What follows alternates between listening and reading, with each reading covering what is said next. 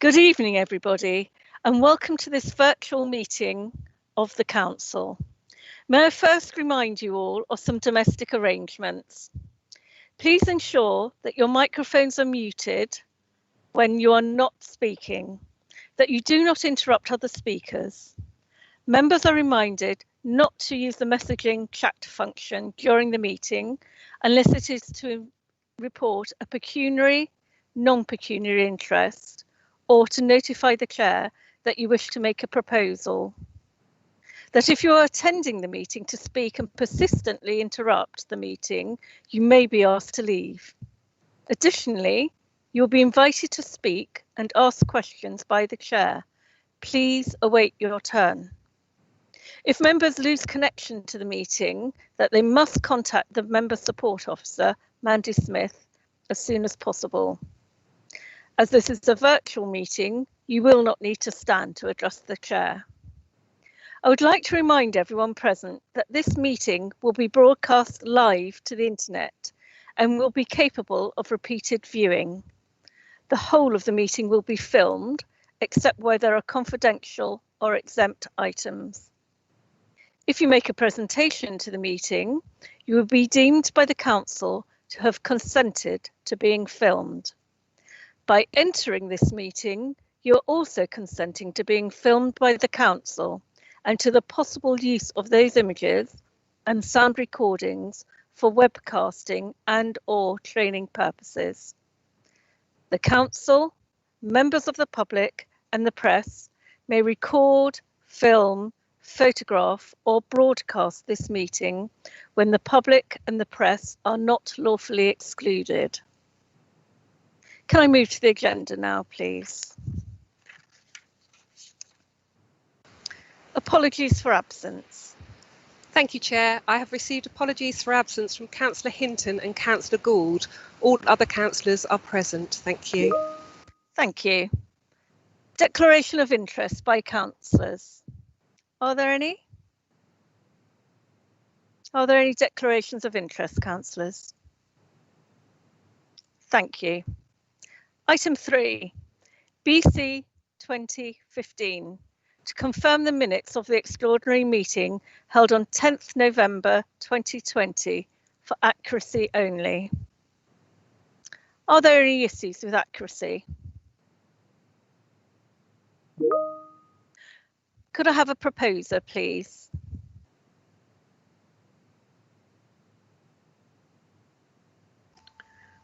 I would propose Adrian Osborne, Councillor Osborne. Thank you, Madam Chair. Thank you. And Councillor John Ward, are you seconding? I'll second, yes. Thank Chairman. you. Thank you. I will now ask the Corporate Manager, Governance and Civic Office to conduct the electronic vote. Thank you, Chair. Councillors, could you please open the vote in the modern.gov app by clicking the plus sign in the top right hand of the agenda screen and selecting attendance and voting. In the voting tab for this agenda item, it will show in blue. Please click on the blue line to open the vote. Thank you.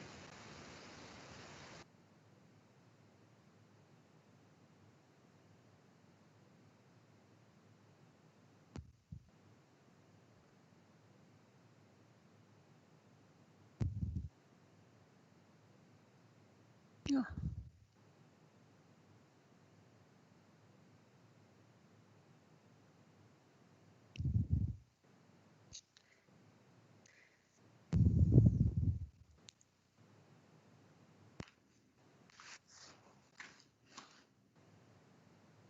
We're just waiting for the results of the vote.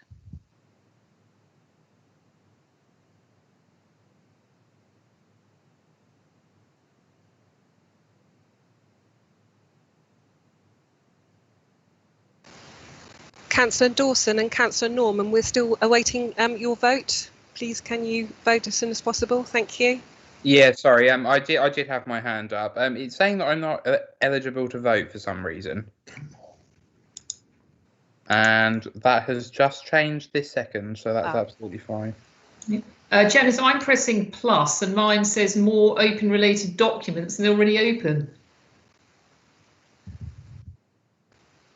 Okay, would you like to just say how you would like to vote, and we'll add that in manually? I'm in favour. Thank you. Councillor Adrian Osborne, you've got your hand up. Is there a reason for that?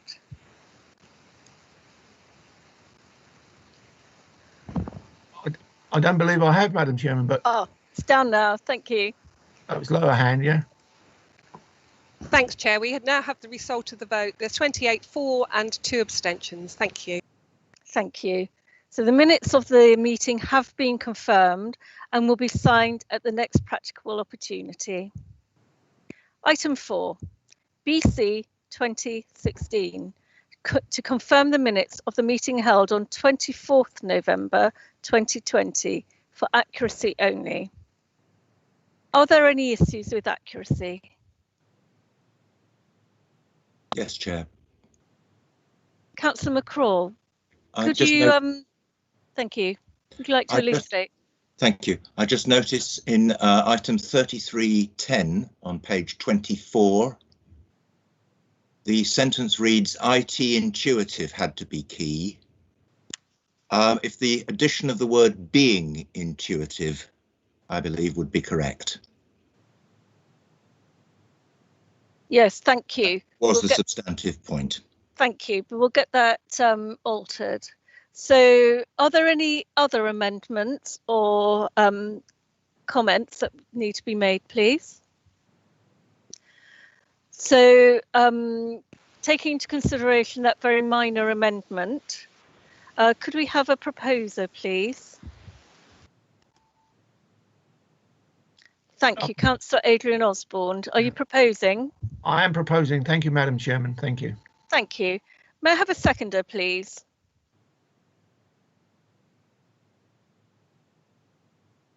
May I have a seconder, please? I'll second again if you'd like.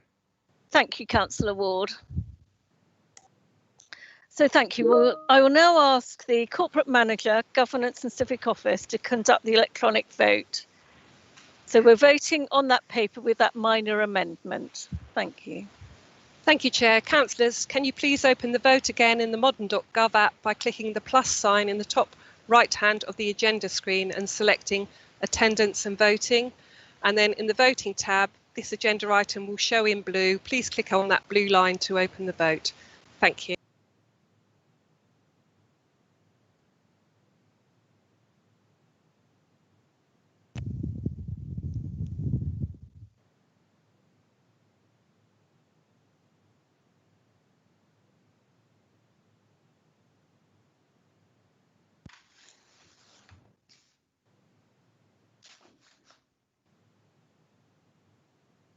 We're just waiting for all the votes to be submitted.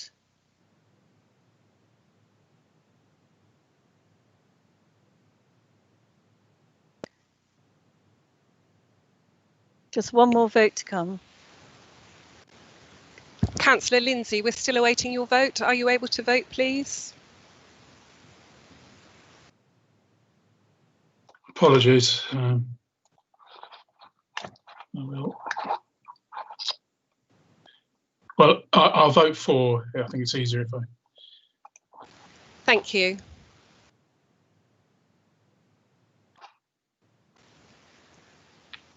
Chair, that is 29 for and 1 abstention. Thank you. Thank you. So the minutes of the meeting have been confirmed and will be signed at the next practicable opportunity.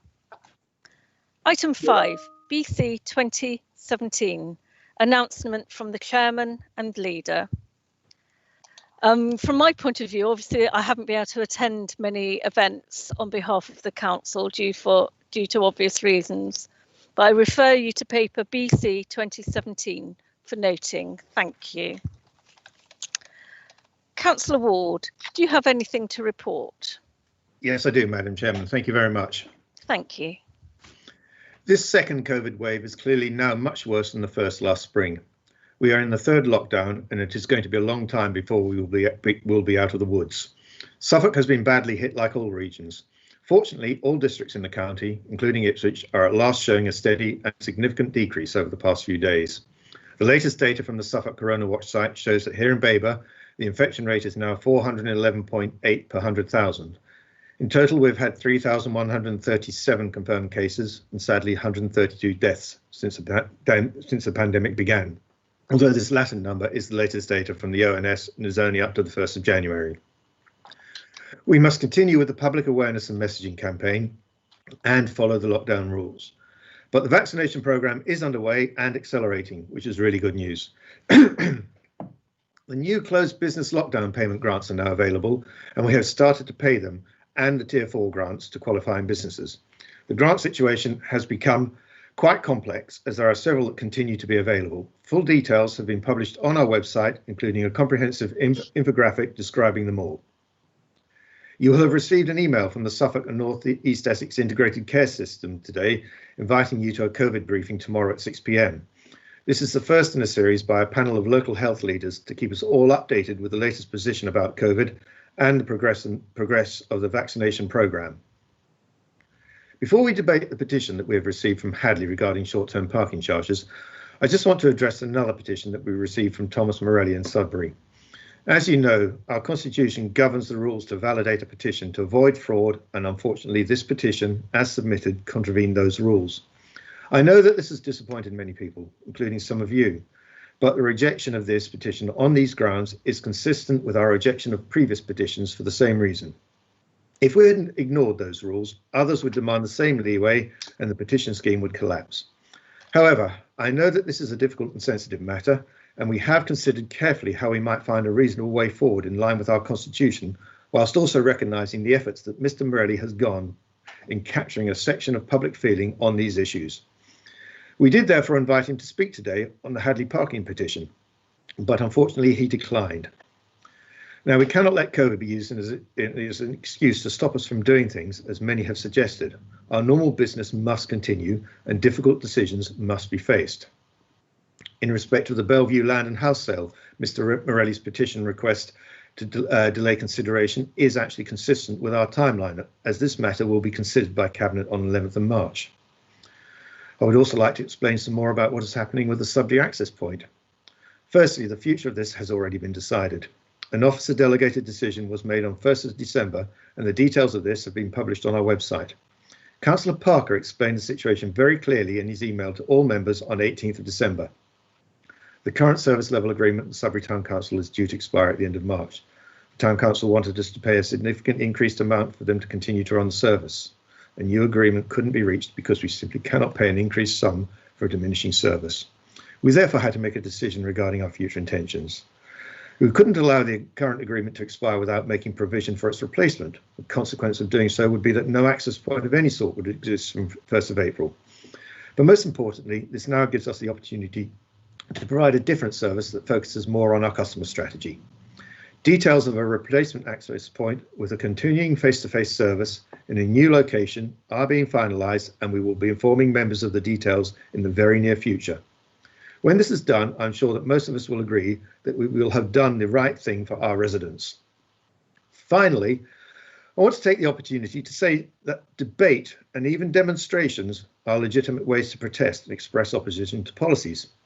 What is not legitimate or acceptable are attacks on my or any other member's home. Neither is relentless personal online abuse, nor the recent public comments about shooting Babergh councillors made by 2 Hadleigh town councillors last week, although I accept that they were made in jest. These things are counterproductive.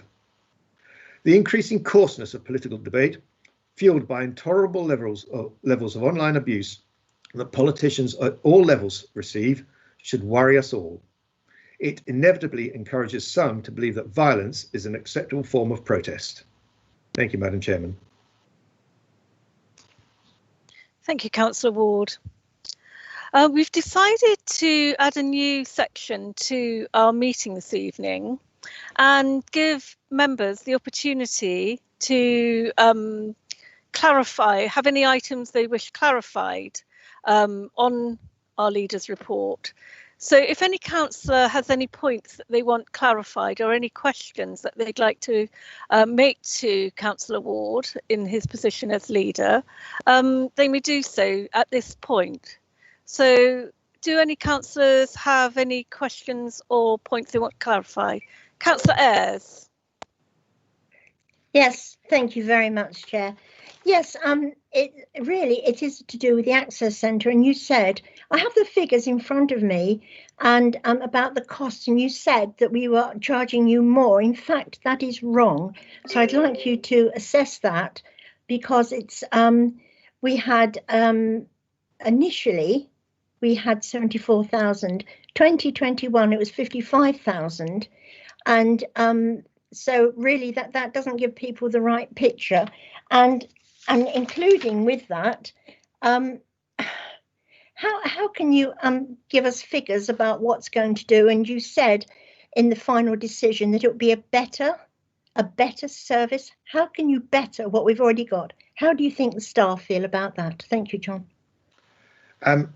Well, as I said, we will be providing members with full details of the new service, and you'll see that it will be more in line with our customer strategy, as I described, and will be a better service.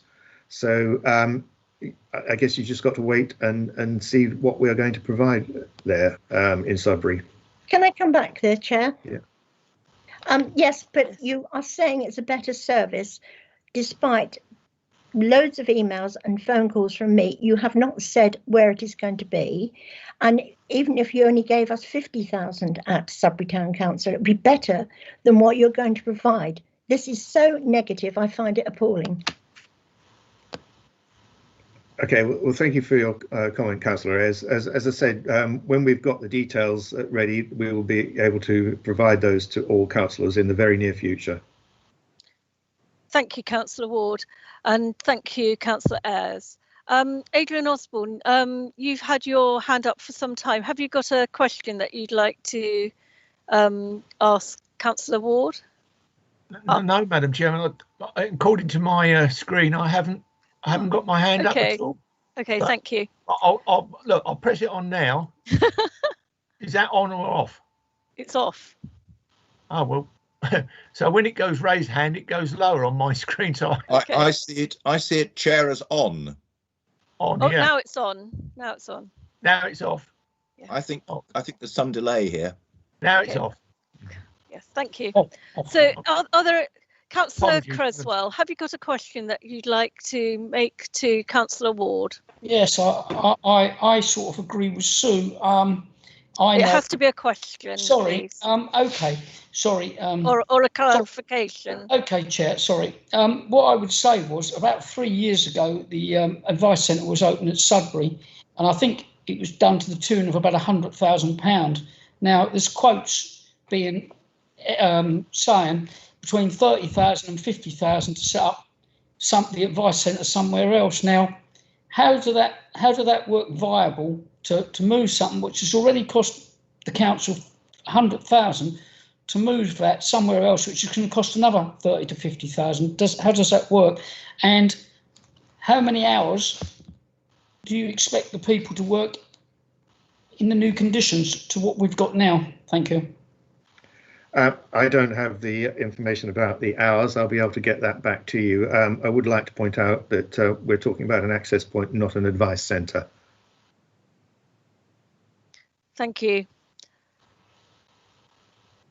We can call it an access service, or in Sudbury we call it an advice centre and you call it a customer access point, but we're seeing off the same page. It's the same thing. We're trying to provide a service for the residents of Sudbury and the surrounding villages. Thank you. Okay, thank you, Councillor Creswell. Councillor Alison Owen, have you got a question or a matter you want clarifying? Thank you. Thank you, Madam Chairman.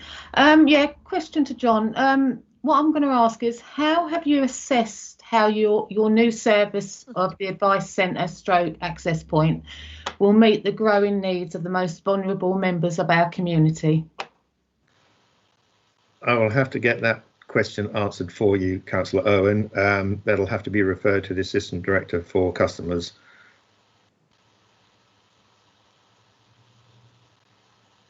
Is that going to be answered now, Councillor Ward, but or outside the meeting? I would say we will provide a response later. Outside the meeting. Okay, thank you. Yes.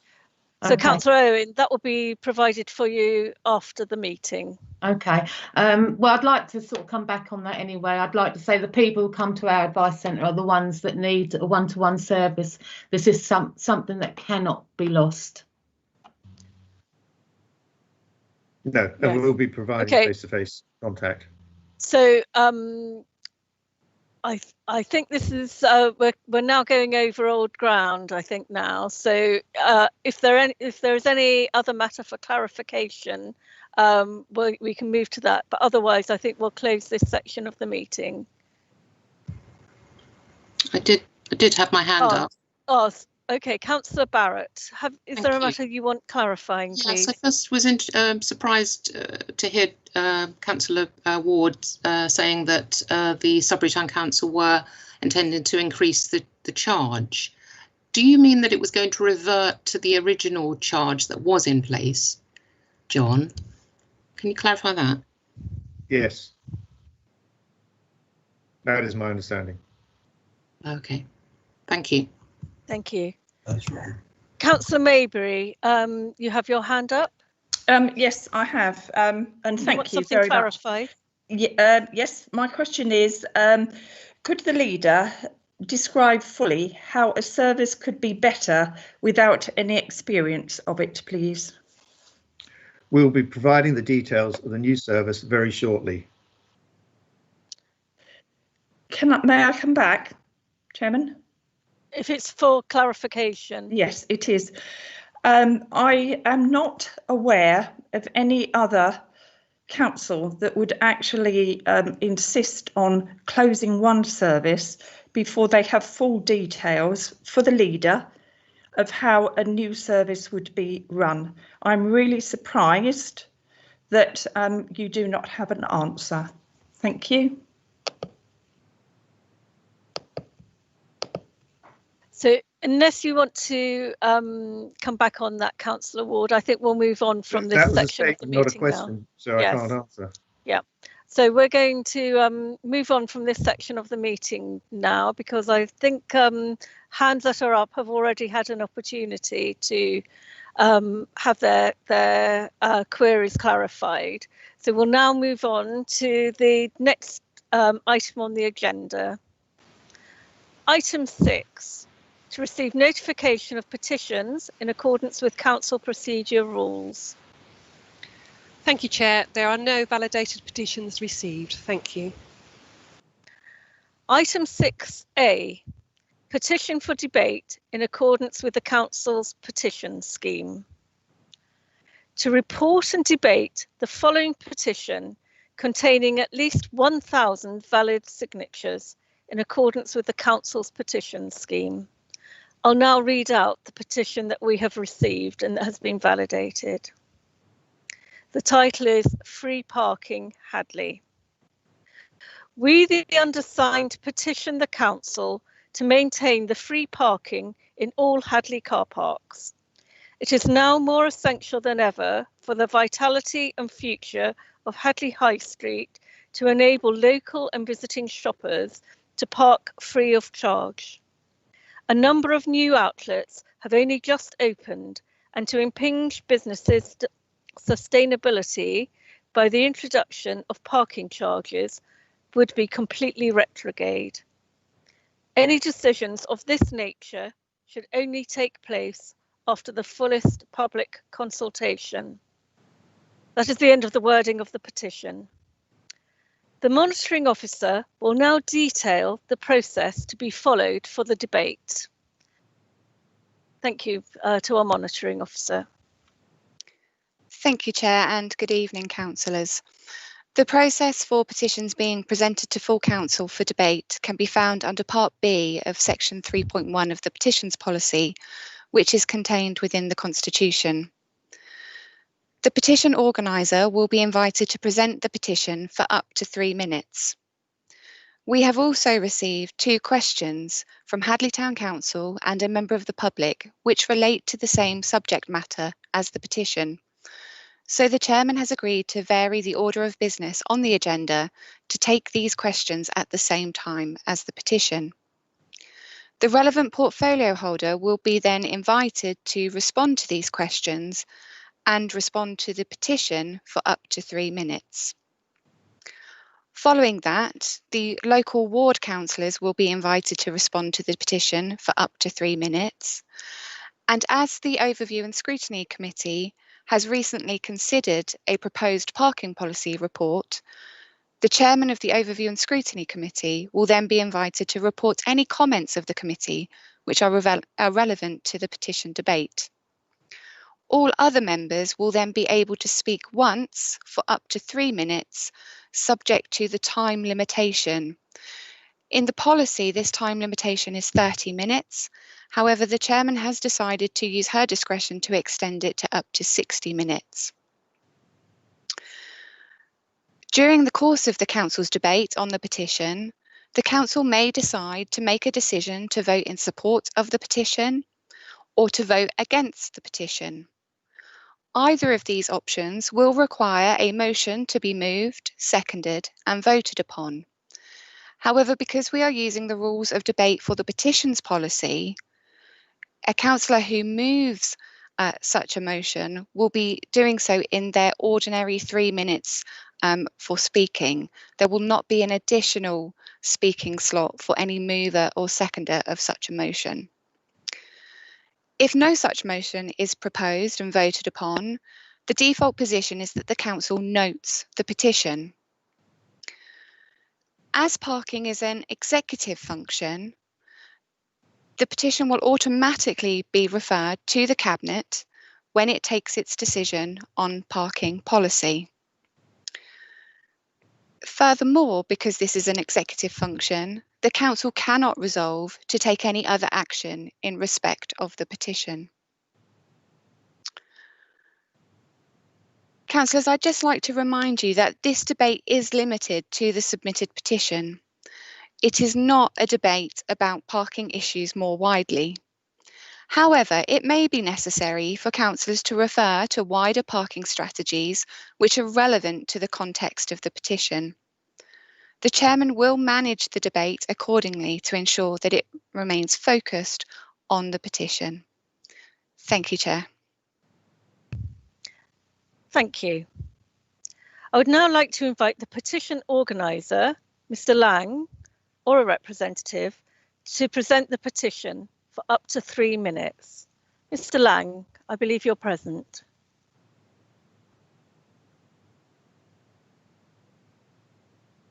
Okay, you got me? Ah, yes, we have. Thank you. Right, please present your petition. I've already read it, so you can proceed with what you want to say about it. Okay. Thank you. Okay, well, thank you, Chair, and to all those that have signed a petition. Whilst other councils across the country are introducing periods of free parking to try and encourage footfall in the high street, this Cabinet, having established the average parking time is 64 minutes, have cynically sought to charge after only 30 minutes. Babergh's own Q&A page has a link to the Association of Town and City Management, so a report they clearly attach some weight to.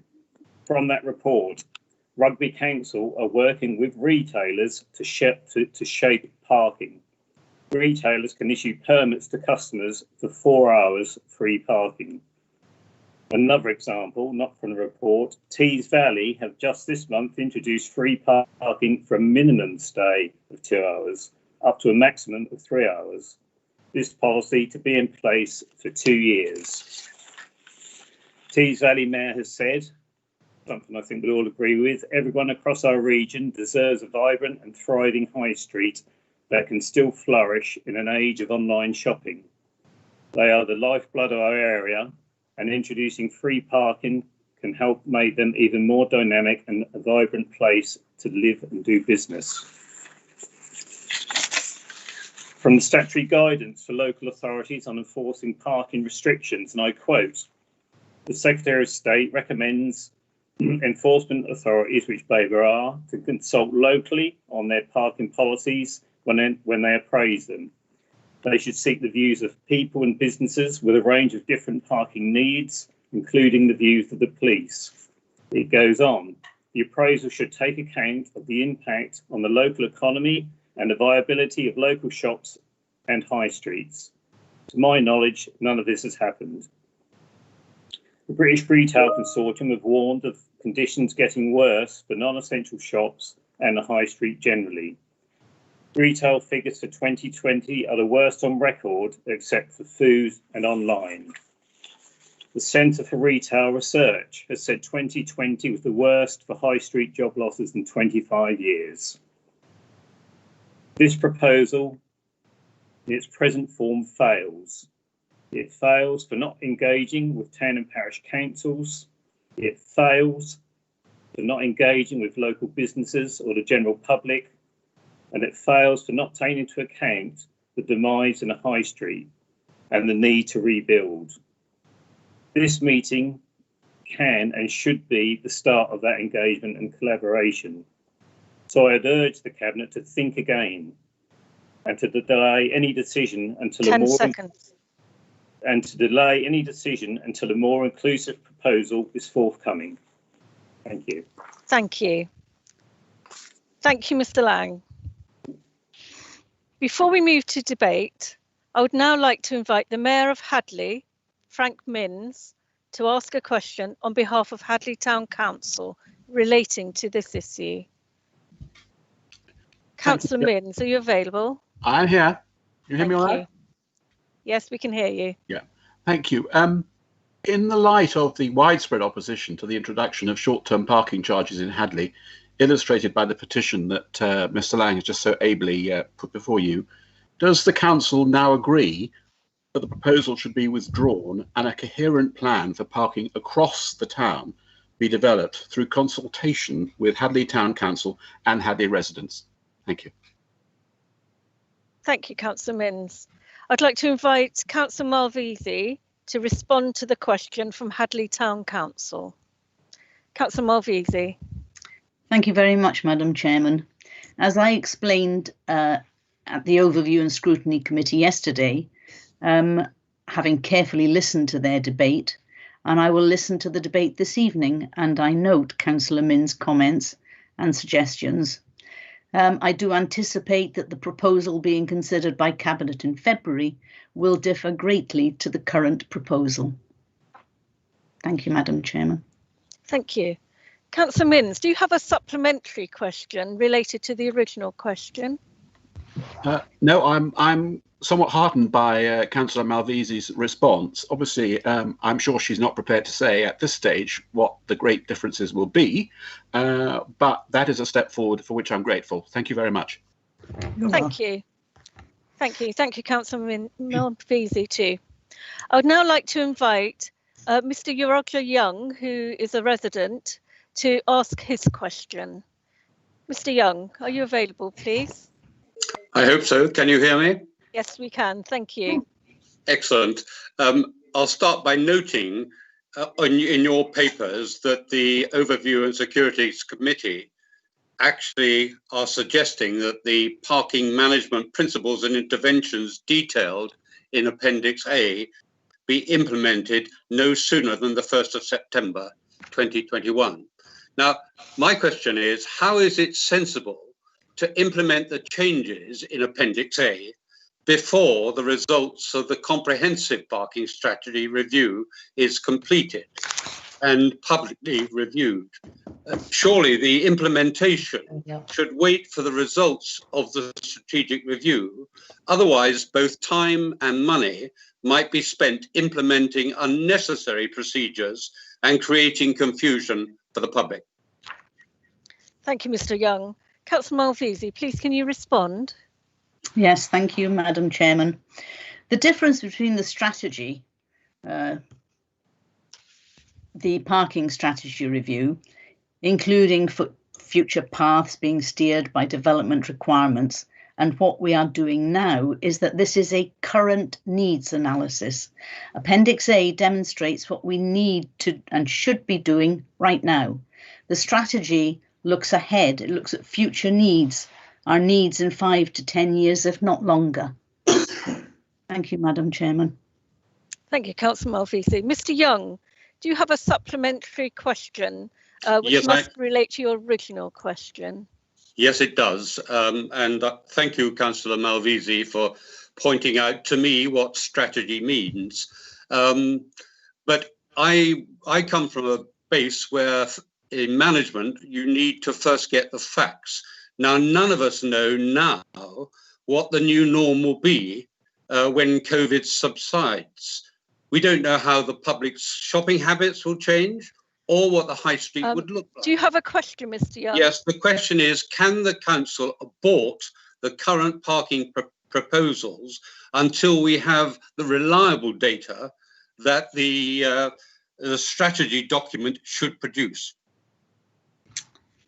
Councillor Malvisi. Thank you, Madam Chairman. Earlier last year, the Council passed the Climate Change Action Plan and a Biodiversity Action Plan. And in that, we need to incorporate, adopt, recognise new modes of transport. Our parking provision for bicycles. No, he doesn't respond. Sorry, I'm being interrupted, Madam Chairman. I can't. Right, I think the microphone's turned off now. Okay, thank you. Sorry about that, Mr. Young. We made a commitment through the climate change to start providing facilities for electric vehicle charging, whether they be electric bikes or whether they be electric cars, but also for ordinary pedal bikes. We have a very poor provision for these services in our car parks, and we need to get that done, and we need to do it now, not in 5 to 10 years. We need to do it now. Thank you. Thank you, Councillor Malvisi. Can I just ask councillors who have already spoken they're mostly from the Sudbury area, to take off their hands up sign, please. There are 4 councillors with their hands up, and I think it's going to cause confusion later on. Could you put down your hands, please? Madam Chairman, it's Councillor Maybury here. Mine is definitely down. Yours is down. It's Councillor Ayres, Barrett, Creswell and Owen. Please, could you put your hands down? Thank you. Mine is down as well. Mine's down too. Mine's down. Madam Chairman, I think I've worked out why my hand keeps going up, because Alison Owen has the same initials, and I think that's possibly where we've had our problems with the hand going up and down. Okay. Mine's okay. down. Thank you. Councillor Ayres, it's just you now. So we'll return to the meeting now. Thank you. I would now like to invite Hadleigh North Ward member, Councillor Dawson, to respond to the petition. You have up to 3 minutes to speak, Councillor Dawson. Thank you, Madam Chair. I'd also like to take this opportunity thanking the Hadleigh residents for bringing this forward, this petition. Can you hear me? Can you hear me, Catherine? Yes, I can. Sorry. Yes, I can. Sorry, Councillor Dawson. Okay. We can start again. I'd just like to thank the Hadleigh residents for bringing forward this petition. I should like to start by clarifying I fully understand and realise there's a need to balance the Babergh's budget, but to introduce these hard-hitting parking tariffs hidden in a budget is not really now the time, and I'm pleased that the petition has been brought forward by Hadleigh to highlight this. I'm of the firm position that any decision that affects so many businesses and people should be assessed following proper consultation as discussed by Roger and an understanding of the local issues rather than how this has come about. I fully support the petition and thank those for all the signatures, but it was very evident yesterday at the Overview and Scrutiny Committee, which I sit on, I was left with a number of questions that were left unanswered or not properly addressed in this report over the parking recommendations which this petition is objecting to. And I'll outline a few of them briefly, which was, why was there no proper consultation with the stakeholders, i.e. the local businesses, shoppers or residents at this point in time? Why was there no communication with county councillors, local district councillors, Hadleigh Town Council or even our mayor? The decision of this proposal seems to be based apparently on a low impact point in Sudbury in February, when the weather conditions would have automatically reduced the time spent by shoppers. This figure was used as a basis for the 64-minute average stay of a shopper in a town. The information provided was based on a snapshot study in Sudbury, and I think, with my previous experience in Lloyd's of London of 20 years, we don't do snapshot studies, and we certainly don't do things based on evidence, on informal observations, which was another point that came out. And there was also, which had been mentioned previously by, I believe, the leader, although this wasn't brought up yesterday, there was no evidence or analysis provided of the algorithms that had been used. And there's no mention at all regarding the displacement of cars to side streets, the environmental damage and the generation of further carbon emissions, which it were meant to be reducing, and most importantly, the effect on our local economy in Hadleigh. I think I've got 3 minutes. I wanted to sum up. Councillor Beer and I requested last year a comprehensive parking strategy review of parking over a year ago. To date, neither of us have been consulted, either directly or indirectly, only to find this parking proposal of increased tariffs was slipped into the annual budget prior to the review, which is to take place later this year. I believe, I have to say, that it is a very inept timing for such a proposal to have been brought forward by the Member for Environment.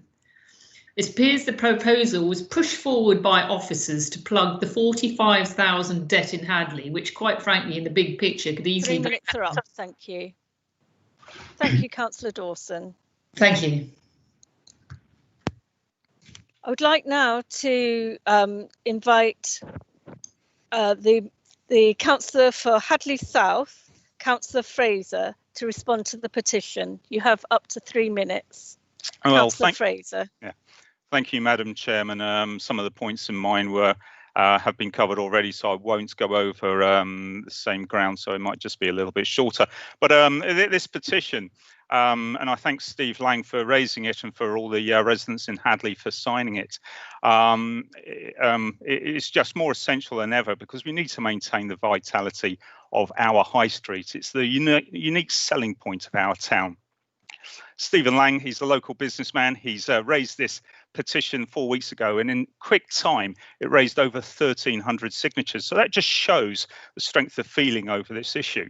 And when you examine that, this petition isn't calling for just the continuance of a convenient free service for the residents, but the residents in Hadleigh are very concerned over the survival of the economy of the town itself. Okay, and that includes mostly, the high street businesses who are the very beating heart of this town. And I'm afraid, actually, the way this Babergh actually passed this report over was very poorly communicated over, and that's why it hasn't been received well. The 2 points from the e-petition are that new outlets have recently opened, and they could have a severe impact on their businesses, but also for the well-established ones as well. And I think it's all agreed, it's been highlighted by the Mayor, Frank Minns, that we want to have a full consultation involving the town, the council, the Chamber of Commerce, the businesses, and we need that extra time. So I do agree that this consultation should be delayed until we have a full impact statement of what has happened to the businesses as they emerge from COVID. I'll give you an example of the effect that a policy like this could have. Last year, the safer places measures were installed along the high streets. Now, during this time, I've been speaking with the businesses, asking them how that measures affected them. And they said, certainly, whilst the measures were in place, their footfall and income dropped significantly. So we have empirical data that those sorts of badly thought through policies, which haven't had full consultation and research, do cause a big problem. And I spend all my money in the town. I go around the businesses frequently, and I ask the shop owners how things are going and how this car parking proposal will affect them. And they all say unanimously, it's not going to help. 30 seconds. Okay, thank you very much. So, I'll wind up there saying I will support this petition. We do need a great more consultation involving the retailers, the businesses, and the town council. Thank you. Thank you, Councillor Fraser. I would now like to take the opportunity to respond to the petition myself as a Hadleigh ward member. I would like to emphasise that the words I'm about to say are not spoken in my role as chairman, but specifically in my capacity as ward councillor. I and the whole town fully support the petition to retain free parking in Hadleigh. My ward, Hadleigh South, will be most affected by the proposed changes.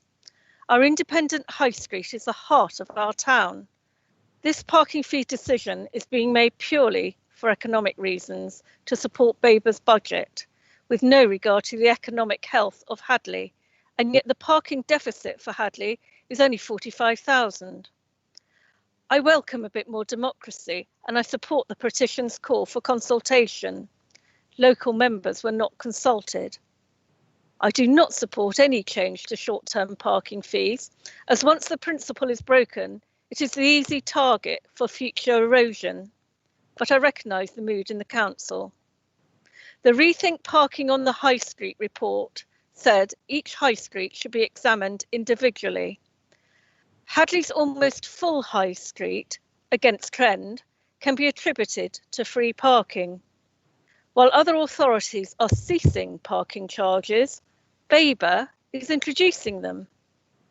We are currently experiencing our third lockdown. It's the worst time to introduce yet another barrier to recovery. Last week, Little Grey Bird announced its closure and others may follow. Businesses need time to recover. Some are operating on slim margins anyway. By July, we may only just be out of lockdown. January and February is the time when hospitality and shops face their hardest time of year. The earliest I find acceptable, if change is necessary, is April 2022, or after the parking strategy review. The report states the average length of stay is 64 minutes. To offer just half an hour free is unworkable, and an hour is not enough either. Older people and families can take a long time to organise themselves and reach the shops.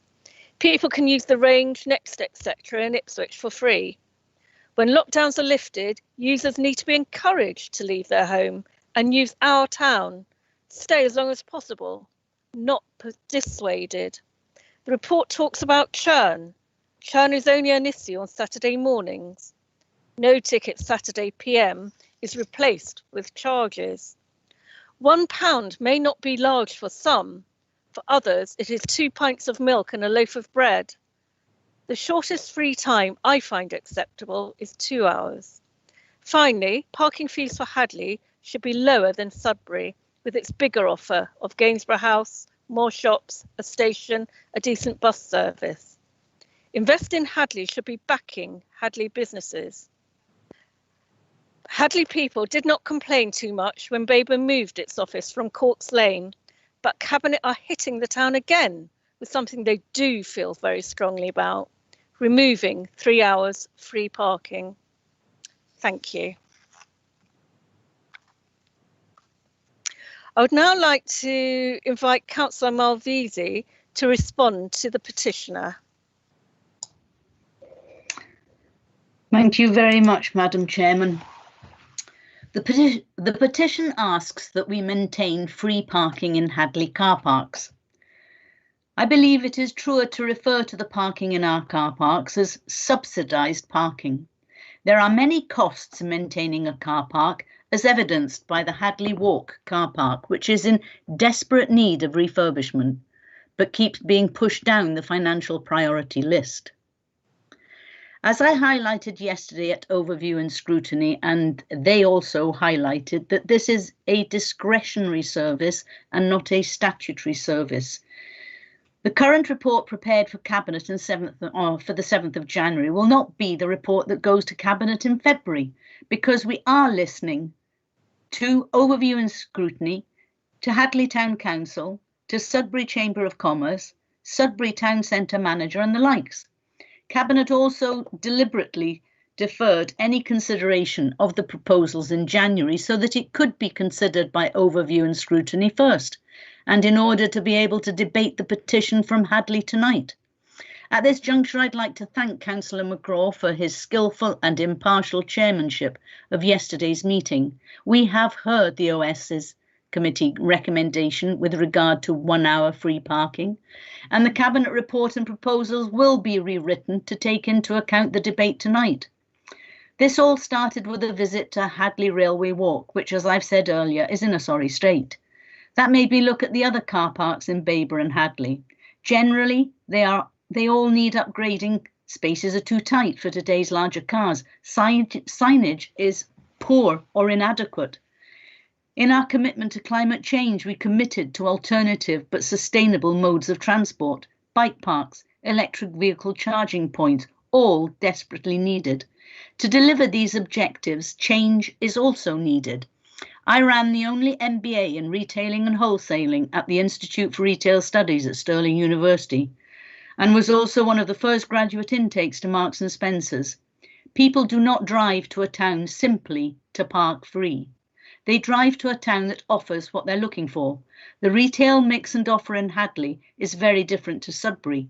Hadleigh gets used by its shoppers who shop every couple of days. 2 butchers, an award-winning delicatessen and a new greengrocer deli are all short shelf life items. Also, it's instant, personalised and not chain store driven, which suggests they're less likely to shop online. A town centre review about to be published by the Institute for Retail Studies and also Bill Grimsey's acclaimed review. Bill Grimsey was former Iceland CEO, and he's done a review into the future of High Street. They both recognise that our town centres need to be greener, have more shared space, and must offer facilities for alternative transport modes. The claim that free parking will bring people into shop is a fallacy. People will travel if the offering is what they want. Marks and Spencer's is an anchor store in most towns, but they left Sudbury because of diminishing footfall, which confirms my earlier statement that free parking does not bring shoppers into town. Hadleigh has a lot to offer the tourist sector. Jane Snowden has worked tirelessly to promote Benton End in Hadleigh. I believe that a revised policy is needed, a policy that moves our car parking provision into the 21st century, that enables car parking to be a financially self-sufficient service that provides a revenue stream which will enable us to move to more sustainable travel, to encourage residents and visitors to use the appropriate car park. Any revenue stream cannot be spent on anything other than needs associated with car parking. We are moving to a greener way of living, and therefore we need to move away from the approach to parking that may have worked in the 70s or the 80s, but no longer does today. It's time for us to be brave and have the courage of our convictions. And I thank you very much. Thank you, Councillor Malvisi. As you heard, we had an Overview and Scrutiny Committee meeting yesterday, so I'm going to invite the Chair of Overview and Scrutiny Committee to speak now. Thank you, Councillor McCraw. Thank you very much, Madam Chair. I'd like to refer anybody involved to the agenda supplement, the tabled papers, which contain the draft minute from yesterday's Overview and Scrutiny meeting on this report. And perhaps before I do so, before you have a chance to go through all those, I'd like to just describe the role of scrutiny in this and all matters. Our job is to consider matters perhaps in more detail than would normally be available to either a cabinet or even, and particularly, a council. We systematically examine the reports and evidence that are put before us. We can bring out more, but there is a limit to what we can bring out. We must examine the report in front of us and scrutinise it properly. A great deal more information was available than was able to be discussed even in the lengthy meeting yesterday. We are not decision makers in this role. We can make recommendations to the appropriate decision-making body, whether that be Cabinet in this case, or Council in others. I'm here to report then on the content of that meeting. I believe the minutes describe enough information to explain the nature of the debate and how much consideration was given. And I think the important point is that we came to some recommendations. In the interests of transparency, and because the votes were close, both the amended proposal and the substantive proposal that was eventually recommended to Cabinet have been included. I'd just like to point out that the differences between those two are a matter of timing. One states that the free parking exists for 2 hours, the other for 1 hour. Both Cabinet and you have this in front of you, and I'm sure Cabinet will take both into account when making their decision. The other one is concerning implementation. And on the matter of implementation, it was specifically asked if the review was capable of being carried out within the time frame where need existed. The review, a full review, a substantial body, perhaps to last 5 or 10 years, is a process that will take 18 months. Simply put, it does not appear we have 18 months. The situation as it exists needs to be addressed rather sooner, and tabling it for not 1 but 2 budgets would be a mistake in my personal view. So you have the recommendations in front of you. Those presented to Cabinet are only changed in the 2 matters I've referred to. I won't be commenting any further in this matter. I believe that the Overview and Scrutiny Committee did their job, and I commend their report to you and to the Cabinet. Thank you. Thank you, Councillor McCraw. So now we will move to the debate. Councillors will only be allowed to speak once for 3 minutes, and this will be timed. And if councillors could please remember that we are debating the petition, not the whole matter about parking as a principle. So if councillors would like to open the debate, we can do so now. Councillor Ward, I believe you wanted to speak in the debate. Thank you, Madam Chairman. Thank you. I'd first like to say that I don't really see this petition's purpose. It requests that free parking is retained in all Hadleigh car parks, but our proposal doesn't get rid of it. It simply reduces it. And many of the responses we have received accept that this is a sensible and necessary thing to do, but with concerns about the specific details. We're having to make difficult decisions to ensure that our finances are secure in the medium term, and none is more difficult or contentious than this one. We are no longer able to justify the subsidy that so-called free parking requires, particularly as this burden falls on all our residents, whether they use the car parks or not. We need to free up the money we are diverting to the upkeep of our car parks for other things, foremostly balancing our budget in an era where government is cutting our support and expects us to be self-reliant financially. I know that many have made the assertion that this will harm the high street businesses. Indeed, this is implied in today's petition. But there is no evidence from anywhere in the country that parking charges affect footfall. As Councillor Malvisi has so passionately articulated, towns thrive or die on the offer they provide, not parking charges. And Councillor Malvisi is a retail expert, unlike the Facebook warriors. Some have argued against charging to use car parks because all our services should be covered by council tax and business rates. Unfortunately, these simply cannot and we're never able to pay for everything we do, which is why we used to get substantial support from the government. Now we must look to other ways of raising income, as well as making efficiency improvements and cutting costs. One way is to charge for discretionary services, and the principle of the user pays is already established as a way of providing these. We do it for garden waste collection and indeed long-term parking. And the moral case for this is clear. People should not expect things that we don't need to provide to be free at the point of use and for others to share the burden of paying for them. From feedback we have received, the principal concerns are the length of free parking and the timing of the changes, while there may still be restrictions on movement. These concerns were echoed in the debate at Hadleigh Town Council last week. It was never the intention of introducing this until the pandemic was in permanent decline, hence our proposed July start date. The recent very serious resurgence, exacerbated by the new variant, will delay recovery this year, and because of this, we were already considering a review of the start date. Yesterday, Overview and Scrutiny recommended a delay to the third quarter next year, and they thought that a 1 hour free period, also suggested by the Sudbury Chamber of Commerce, the Sudbury Town Centre Manager, and several Hadleigh Town councillors last week, would be more sensible. Having heard these views, Cabinet is actually minded to agree. I hope members today accept that these are reasonable compromises for a way forward. Finally, it is clear from overview and scrutiny yesterday and the question earlier that there is a confusion about the long-term parking strategy we will be undertaking. This will look forward and focus on interventions relating to things like support for the plans coming out of our visioning work and how future capacity can support the planned population growth. This paper is not dependent on that. The Cabinet welcomes comments from Council today. Thank you, Madam Chairman. Thank you, Councillor Ward. So now I'll open it up to other councillors. Councillor Adrian Osborne, did you want to speak?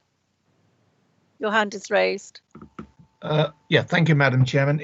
It basically first of all, can I just say that the chairman, Councillor Alistair McCraw, was really impartial in his way of chairing the meeting, and he should be credited with a very difficult meeting done well. As a Babergh District Councillor, as well as Sudbury Town Councillor, I do understand concerns that have been raised, and having been at the ONS meeting on Monday, I will be consistent with my comments. However, the council must deliver an approved balanced budget for 21-22 to ensure, and this is my main concern, that any continuation of our essential services for our communities are driven forward by monies, as Councillor Malvasi has already said. I have seen both emails, both against and for the proposal. From this, I feel that a longer period than the proposed half an hour would be acceptable, but not to continue with the current 3 hours. Also, I'd like to see the implementation date for the revised charge to be made for late 2021 or early 2022. And as already been alluded to by Councillor McCraw, this has now gone forward for Cabinet decision. Difficult decisions is a big part of being a councillor, and it's important that we base our decisions on the facts and not rather than the assumptions. Many residents in Sudbury and Hadleigh have real problems with parking near where they live. Although not part of this discussion, it does impact on our car parks. I would like to see a review be undertaken to find solutions, including residents' parking permits in our car parks, and that I think would be a great incentive for our residents that have unfortunately have houses that cannot have parking directly up their drives. In fact, almost the area within Sudbury, which is very much like that. And I have been experienced quite a lot of emails concerning this. So with Councillor Malvasi, I hope that she will look at that along with the other things. And I must say, Councillor Malvasi's comments and ways that she operated this discussion was excellent. Thank you. Thank you, Councillor Osborne. Have I got any other people who would like to take part in the debate? Councillor Beer. Thank you, Madam Chairman. My motion of the 22nd of October called for the Council to review parking provisions in Sudbury, Hadleigh, other areas of Babergh, and identify what extra capacity might be needed to cover any loss of car parking spaces. This also included talking and working together with our partners, Sudbury Town Council, Hadleigh Town Council, Suffolk County Council, and also parishes. The members also had the opportunity to get involved, and I also called on the public to come up with suggestions and solutions as how the council should go forward on this issue. We asked for a group to be set up, and we're still waiting. Many members already commented on a lot of that. The other point I want to follow is that we now have a petition collected by Thomas Moore of Sudbury with 1,662 plus signatures. I know it's been ruled out of order, but that is a significant number of people who signed a petition. And a lot of those come from my area. According to a survey in Sudbury from the Sudbury Steering Group Committee, 59% of people who responded in their survey came outside the Sudbury boundary. So I'm assuming 59% come from areas round the Sudbury boundary. Great Cornard is part of that. And I have to say that I have residents and people in Great Cornard who support the tradespeople of Sudbury, and they in return rely on us to continue shopping and supporting the activities in Sudbury. Increases in car parking charges and the removal of parking spaces in town centre means you will charge more and take away spaces so that the motorists will get less for more. All this will have a disastrous effect on the town traders and shopkeepers of Sudbury. We have many empty shops in our towns and just recently lost 3 outlets from one major supplier on the Market Hill and a major outlet in North Street, plus the loss of full and part-time jobs, which follows this, and will continue if we carry on hitting the motors with high increased car parking charges and cutting the free period. We do need to provide more disabled and improved taxi ranks and bus stops, but we also need to provide you have 30 availability seconds for motorists to stop, shop and go. If we increase car parking charges, this will not help the environment, only make matters worse, because cars will be driving around the town trying to find places to park, clogging up side roads to park without having to pay. Local residents will lose parking spaces in front of the property and will cause more problems. So those wishing to reduce car usage should realise that 3 to 13 mile round trip to Sudbury by the closest villages to Sudbury is easily replaced by a 30 to 40 mile visit to one of the larger town circle of Sudbury, where there is more to offer. Your time is up. So a disgrace. Thank you. Your time is up, Councillor Beer. Thank you. Have I got any other people who like to take part in the debate? Councillor Owen. Yes, please. Thank you. Right, thank you. Yeah, totally agree with them, Peter. I appreciate that councillors are faced with having to balance the books in a very difficult financial climate, and we are the unprecedented circumstances that we are facing at this time. We are aware that the Babergh citizens have enjoyed free parking for many years, which has helped maintain the footfall in our two towns, and Sudbury in particular has bucked the national trend in shop closures with only 8% closure up, as against the national trend of 13%. We believe that this is due of the employment of our town centre manager, who is doing an excellent job in revitalising our town, but also the benefit of free parking for the first 3 hours for all our visitors. If parking charges were to be introduced, our belief is that it would have a far-reaching negative impact on the retailers as a result of an anticipated drop in the footfall. In normal times, Sudbury benefits from a higher number of visitors than most other towns of comparable sizes in Suffolk. We certainly make visitors welcome and are considered a very sociable place to visit on most of the days of the week. The introduction of car parking charging would seriously damage our ability to maintain that position. We cannot offer the larger and cheaper outlets that are available in the larger towns that surround us.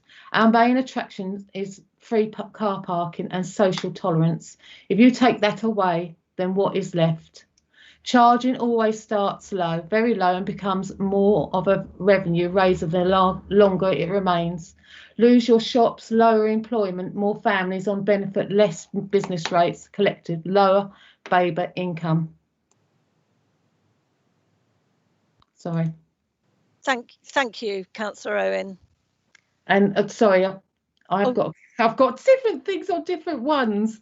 Oh, did you have some more to say? Yes, please, if you don't mind. Yes, you've got a bit more time. To reduce the congestion at what point by how much? Improve air quality at what point by how much? Fewer cars to park? If so, how many? We haven't had nothing back.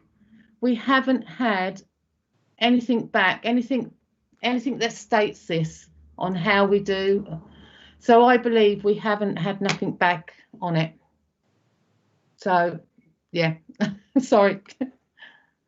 And I'm sorry, I didn't realise my camera wasn't on.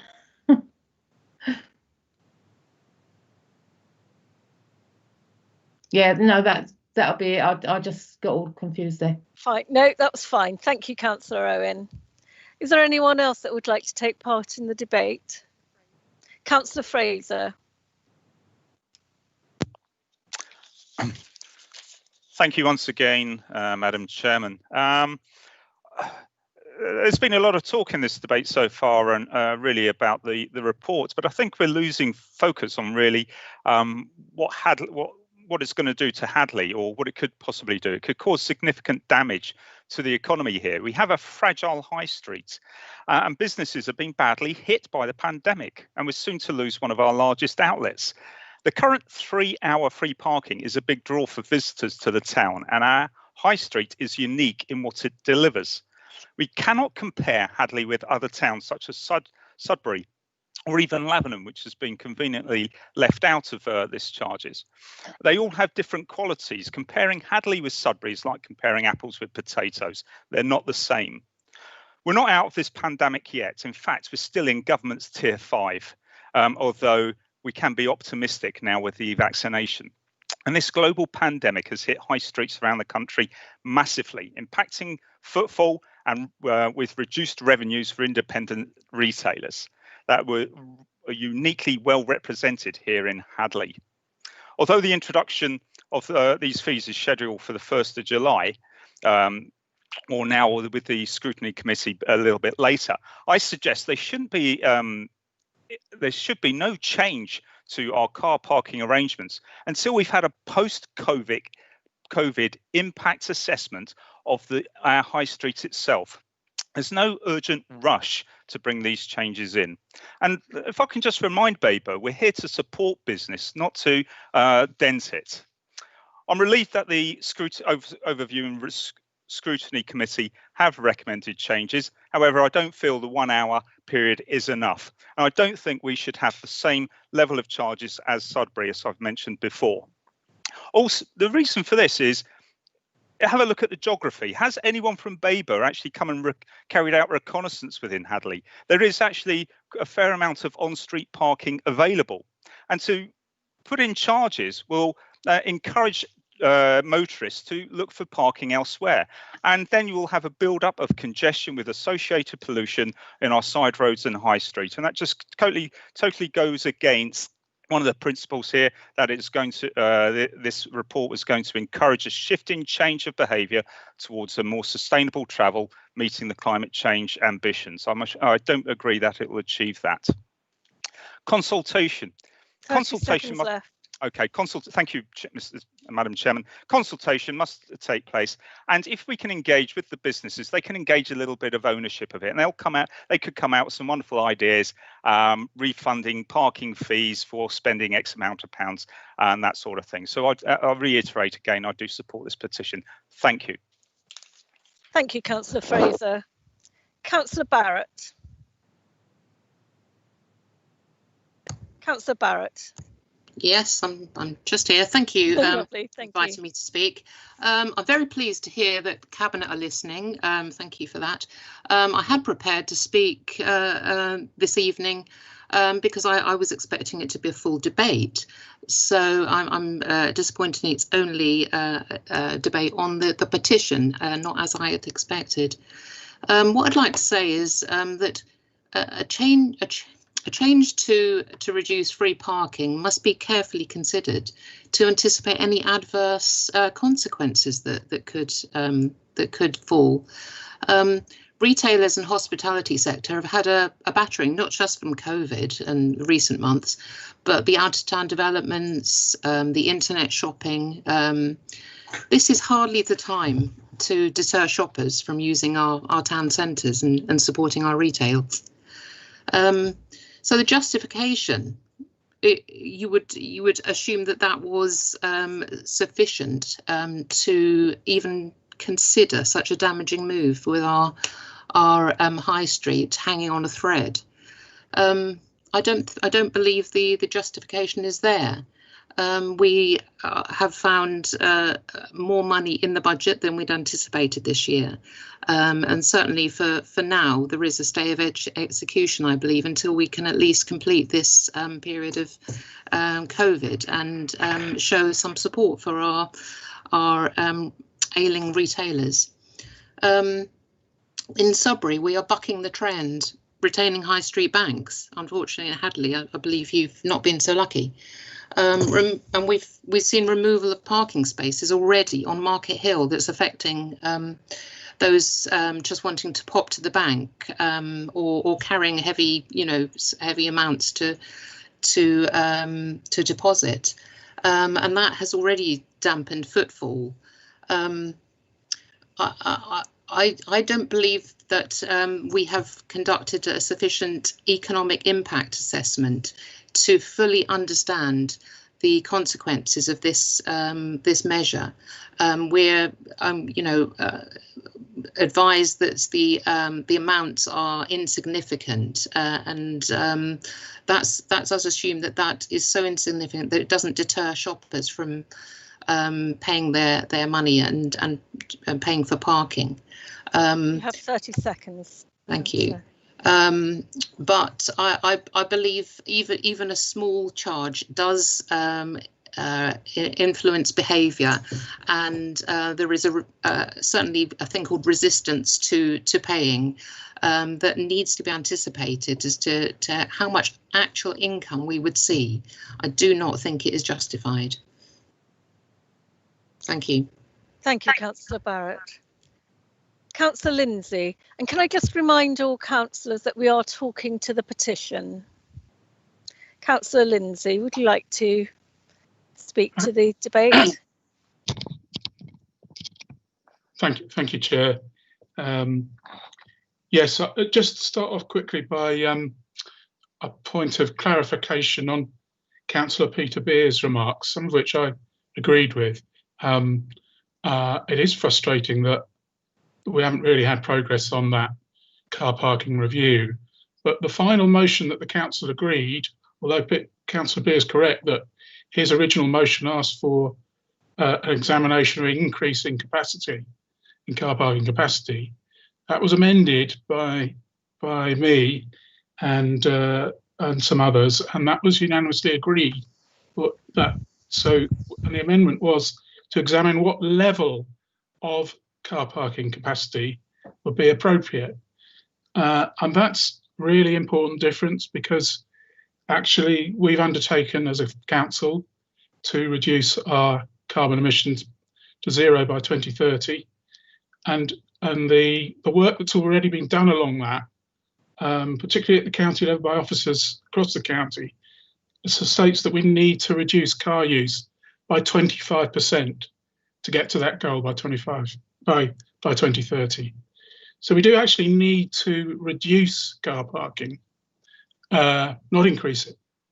And the only way we can do that, and still get people to town, is by investing in sustainable travel. So I support the principle of charging for car parking. Unfortunately, the report that was originally before Cabinet and that went to scrutiny is just aimed at really at filling this year's budget gap. That's what it's for. It's for filling the gap in the budget. And there's a token effort at saying one of the recommendations is for a proportion of funding to be set aside for sustainable travel. But the charging was going to be implemented straight away. And frankly, I've always said that if we're going to start charging for parking, we have to be crystal clear how much money we're going to invest in the alternatives, which is walking, cycling, bus, and how much and what the timetable is. And these proposals aren't clear on that whatsoever. You have 30 seconds left, Councillor. Okay, I think it's important also to say that just on the principle of charging, we must remember that by the last time I checked, 5% of households in rural areas of Babergh have no access to a car. That's in rural areas. So in villages like mine in Bilston, there are a proportion of people who do not have a private car, and they're dependent on public transport. Why should all us ratepayers subsidise people for parking? I believe that people who want to use the services that cost money to park should have to pay for them. It's just a case Your of time is timing up, Councillor Lindsay. and making sure the money goes to Thank the you. right place. Thank you. Thank you, Councillor Lindsay. Councillor Jameson. Thank you, Chair. I can't add more than many councillors have already said regarding the potential effects this proposal will have on our local businesses at this current time. It could be devastating. It may not, and a lack of consultation has been key. If we'd had proper consultation with Hadleigh and Sudbury Town Councils early on, perhaps issues like that would have been brought to light. So I cannot add more really to what's already been said, but I would like to mention that a key comment driver for this proposal is to increase churn or increase cars going in and out of our local towns. This flies in the face of the Cabinet saying that this is referring to this as being an improvement for environmental purposes. If we're going to encourage more people to drive into town, how is that going to reduce our carbon impact? This is, I mean, Councillor Malvisi put forward the motion for a climate emergency last year, and yet now she's trying to get more people to drive in and out of our towns. And why is there no benefits for people driving electric vehicles? Perhaps they could have free parking if we're going to introduce a charge. I think this proposal needs to be put back and amended as part of a wider transport strategy in line with the parking proposal, car parking strategy that is due out at some point. So I think it's being brought forward at the wrong time, and it's too early. Thank you. Thank you, Councillor Jameson. Councillor Ayres.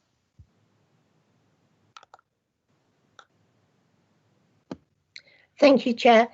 Yes, it's just that I'm concerned about this footfall because I've been doing some maths analysis. You know, I love maths, and 59% of the people that come in shopping are from out of the area. So they're not all Hadleigh residents. So you do have a lot of people, because they love the town, who actually go in and visit. So footfall is an important thing to remember. We must preserve Hadleigh. It's a wonderful town, and we need at least 2 hours for parking because of the queues. COVID, people are queuing. You know, these are desperate times. And this is at the wrong time, and I really do feel that we should support Hadleigh as much as we can. Thank you, Chairman. Thank you, Councillor Ayres. Councillor Maybury. Thank you very much, Chairman. A lot has been said that I had been thinking of over the past few days whilst thinking about car parking. And if I refer to the petition, there was a reply from Councillor Fraser about Lavenham. Why was Lavenham not included? It is interesting that the policy, and I'm just moving from the petition for a short moment, the policy actually states town centre car parks, but apparently it is covering all car parks within Babergh. Lavenham have long tried, the parish council that is, have long tried to take ownership or responsibility of their car parks. They know how to deal with the tourists, and that is what they wish to do. And that is why Lavenham is not being specifically mentioned, Councillor Fraser. I also have concerns when the Cabinet member talks about residents shouldn't subsidise car parking. And she was talking about discretionary and statutory projects that are available within Babergh. It has to be remembered that there are many statutory as well as discretionary projects that many residents would not like to support, besides car park charges. And so I think that is a false declaration to state that we shouldn't be subsidising something that all residents do not use, because it is the same for many items. I could list them, but I don't have enough time. I am most concerned with the petition that there has been no mention of any possible annual increases if car parking charges are introduced. I have long stated to those who will listen that if car parking charges are put into place, then there should be a period of time when there are no annual increases planned. And I'm talking a minimum of 3 years, but more like 5. I still maintain that this is the wrong time to bring in any discussion on car park charges for anyone within Babergh. We are all trying to survive COVID. We are all trying to recover from COVID. We're all trying to plan for the future. Thank you. I would just like to say that my other concern is that I have been told the fees would be ring-fenced for car parking only. Thank you. Thank you, Councillor Maybury. Councillor Creswell. Thank you, Chair. First of all, what I'd like to say is I think Sudbury and Hadleigh, although they're different, I think we're both in it together. We both got our own agendas, but we've both got similar problem.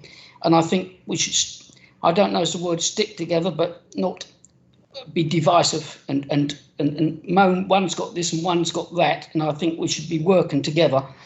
We both got an issue with the parking charges for different reasons. Now, when the survey was done in February, a bad time to do any type of survey in a car park. It's much different in July, isn't it? We all know that people like to come out in the sunshine. And also in Sudbury, there's no parking charges from 12 o'clock lunchtime through till Monday morning. And then you get a lot of families coming to Sudbury because of that. And they spend time, they might go down to the Croft, to the beauty spot, wander around town, buy little things, go to a cafe, go out to a pub for a meal. And I think that will have a detrimental effect. Now, as for, like Alison said, at the moment, Sudbury has got 8% premises vacancy, and national average, I believe, is 14%, not 13%, but it's a major. And I believe part of that is because the parking's free, and I believe people come into Sudbury. I certainly believe people coming from the villages like Glemsford, which is probably halfway between Sudbury and Bury St Edmunds. If there's parking charges here, I certainly would be going to Bury St Edmunds, because, not being rude, there's not a great deal of shops. It's certainly not closed shops. There's nothing here for men, really. We've just seen the Market Hill shut off, and we've just seen, I know the market's changed, but we're seeing Winch and Blatch go. We're going to see people like Peacocks leave.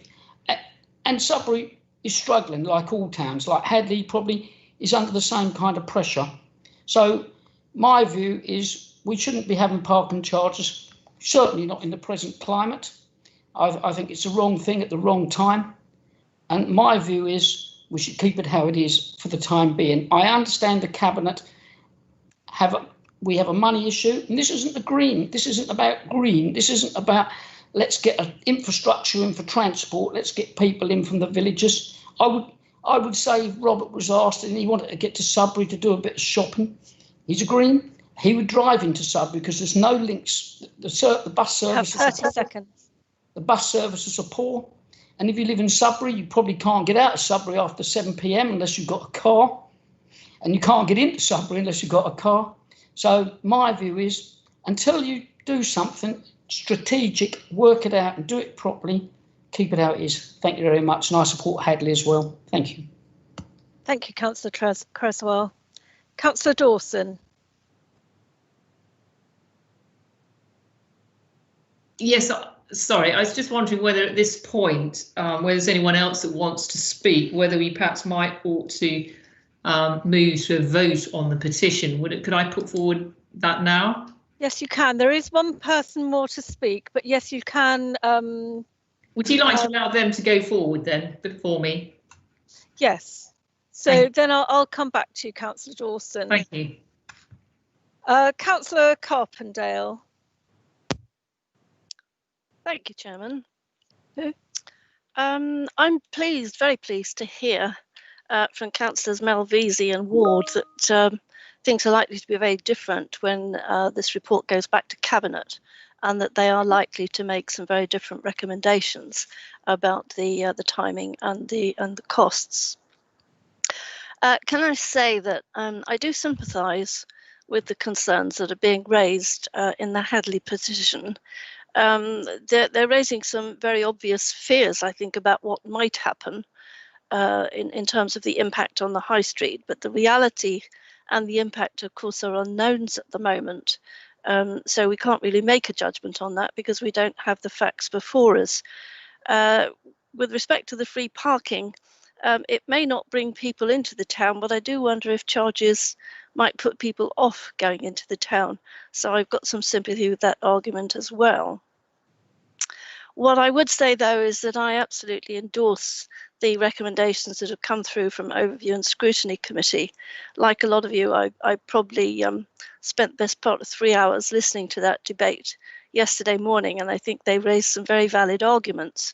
But I do like the recommendations that have come out, namely 1 hour's free parking and a deferred implementation date to go across the district, not just Hadleigh, but Sudbury as well.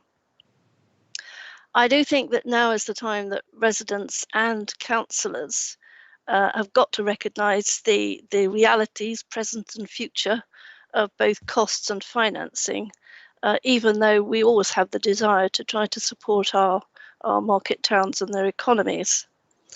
I do think it's a pity that this item has surfaced ahead of a comprehensive parking review, because it's certainly putting the cart before the horse, and it lacks a transport strategy which should be genuinely integrated with our environmental aims towards carbon reduction in the district.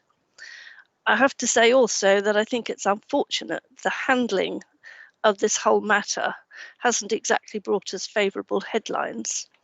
And I hope that the entire process, including the lack of local consultation, the lack of involvement with local businesses, local members even, I hope that process itself will be reviewed and noted for any future contentious issues. So those are my comments, Madam Chairman. Thank you. Thank you, Councillor Carpenter. I also have Councillor Plum wanting to speak. Councillor Plum, would you like to say a few words before we consider going to a vote? Yes, please, Chair. Thank you. I'm just sitting here listening to the debate, and I've listened to Councillor Maybury mentioning Lavenham. May I leave the thought in the council's mind, why doesn't Hadleigh and Sudbury consider taking over the car parking themselves? Or even if they can't manage that, coming halfway to meet the district council. Let's say we're talking about 1 hour. If Hadleigh feels it's got to be 2, will the town council subsidise that second hour? Just some thoughts. Thank you, Councillor Plum. So I think we're coming towards the end of our debate now. I think we'll return to Councillor Dawson. I believe you wish to move a motion. Yeah, I'd like to say, really, having listened to everything this evening, I think the bottom line is that this proposal has not involved any consultation with the local stakeholders. And that's why I'd like to move and propose that fellow members support this petition brought forward by residents and those from Sudbury that regrettably were rejected, and that this petition is respected, and that the decision is deferred and assessed until after the comprehensive parking strategy review has been completed and not before. I'm being advised that's not possible to have a vote covering those topics. We are actually having to vote for either for or against the petition. Yeah, to simplify it then, I would urge all members now this evening to support this and respect what is being asked of us. So can I confirm that you are voting to support the petition? Yes. Thank you, Councillor Dawson. Have we got a seconder, please? Yes. Is that Councillor Beer? Yes. Thank you, Councillor Beer. You want to support the motion to support, sorry, you want to second the motion to support the petition? Is that correct? Oh, sorry, Councillor Beer, I believe you've muted. Right. Yes, I'm quite happy to do that. I'd like to go further, but I know you'd have to rule me out of order, so I won't go there. Thank you very much. Thank you, Councillor Beer. Mm-hmm. So in that case, councillors, I believe we have come to the end. I think most people have had the opportunity to speak who wanted to. Unless there's anyone who feels a desperate need to speak who has not had the opportunity to do so. Can I ask for a recorded vote, if that's all right? Well, your vote in effect is recorded anyway because we have an electronic vote now. Yeah, can we have it recorded in the minutes, please? We need 5, or we can have 5 people. If there are 4 other people who wish to also ask for a recorded vote, in that case we could do that. Are there 4 other people coming forward? In fact, just about everyone's got a hand up, but I don't know whether they're old hands or new hands. Chairman, it's Councillor Maybury here. I'm very happy to support Councillor Owen on that subject. And I need 3 others, please. Yes, Madam Chairman, I'll support it. Quite often when we have this car parking debate, we have a recorded vote. Okay. And my hand's up as well. Is that Councillor Ayres? Yes. And I think do we need one more? I've lost count now. We need one more. Is there one more person who wishes to support that? Yes, I'll support it. Councillor Creswell. Okay, thank you. So we will now have a recorded vote. So do we have an electronic vote and a recorded vote? Is that how it works? So councillors, we are going to have a recorded vote and an electronic vote. Oh, Chair, could you please make sure that we know what we're voting for? Yes, most certainly. Yes. So, first of all, let me clarify the voting structure because I'm being told different things. So what we're doing is we're going to have an electronic vote. No, I'm now being told. Sorry, councillors and viewers. The monitoring officer has informed me that we will have a traditional roll call vote. And I would just like to remind you about what we are voting for or against. We are voting in support of the petition, and I will read out to you again the petition, just so you can be reminded about the wording of the petition. It was titled Free Parking Hadleigh.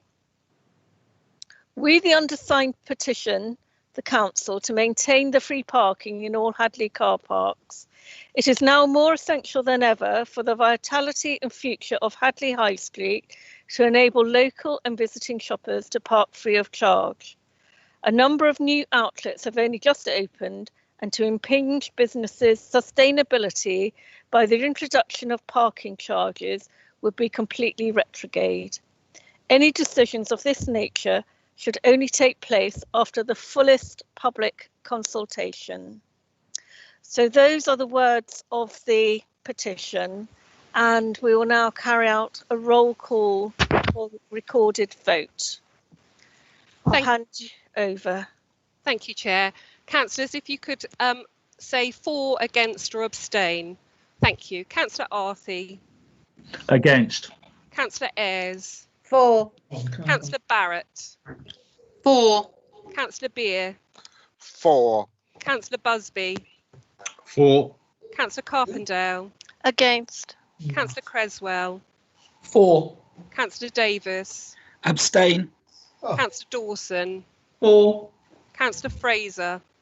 For. Councillor Gould. Oh, sorry, she's absent. Councillor Granger-Howard. 4. Councillor Grandon. 4. Councillor Hardacre. Against. Councillor Holt. Against. Councillor Hurren. 4. Councillor Jameson. 4. Councillor Lindsay. Against. Councillor Malvisi. Against. Councillor Maybury. 4. Councillor McCraw. Against. Councillor McLaren. Against. Councillor Newman. Against. Councillor Norman. Against. Councillor Nunn. 4. Councillor Osborne. Against. Councillor Jan Osborne. Against. Councillor Owen. 4. Councillor Parker. Abstain. Councillor Plum. Against. Councillor Ward. Against. Thank you, Chair. I'll come back with the results in a second.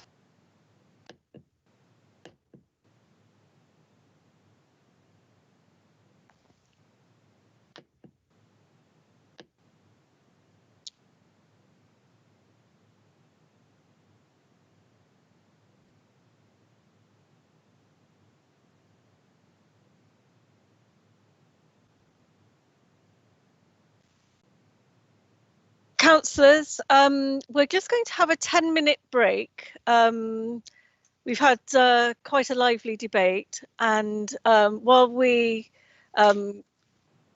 check on the voting just now, we'll do that, and you can have a 10-minute comfort break, and we will see you back at 7:25, please.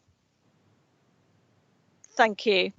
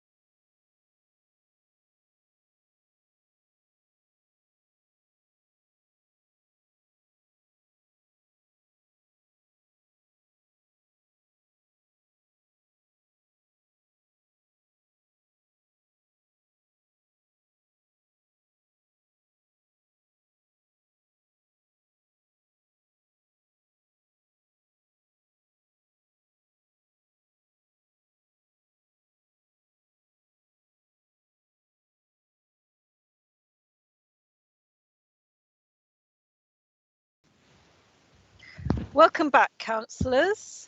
I hope you'll feel refreshed. We are now going to restart the meeting, and we now have the result of the recorded vote. I'd like to ask our Corporate Manager, Governance and Civic Office to announce the vote, the result of the vote.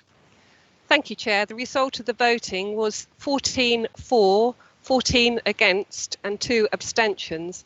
Chair, would you like to exercise your casting vote? Yes, thank you. I would like to take the opportunity of the casting vote, and I would like to vote for the motion to support the petition. Thank you, Chair. That is carried. Thank you. So, as you heard, the notice to support the petition is carried. We'll now move on to item 7. Questions by the public in accordance with council procedure rules. All the questions have actually been dealt with under the petitions item, so there are no further questions. Item 8. Questions by councillors in accordance with council procedure rules. None received, Chair. Thank you. Item 9. Paper BC 2018 Overview and Scrutiny Committee Report. I would like to invite Councillor McCraw to introduce paper BC 2018, which is for noting. Councillor McCraw. Thank you, Madam Chair. I'm reporting today on report number BC 20/18. Sorry about that, almost interrupted there. The Joint Overview and Scrutiny Committee met on the 23rd of November to discuss the review of outside bodies. These are bodies appointed by the Council at our annual meeting, do not include appointments made by leaders or the cabinets. We went through them. Can you hear me?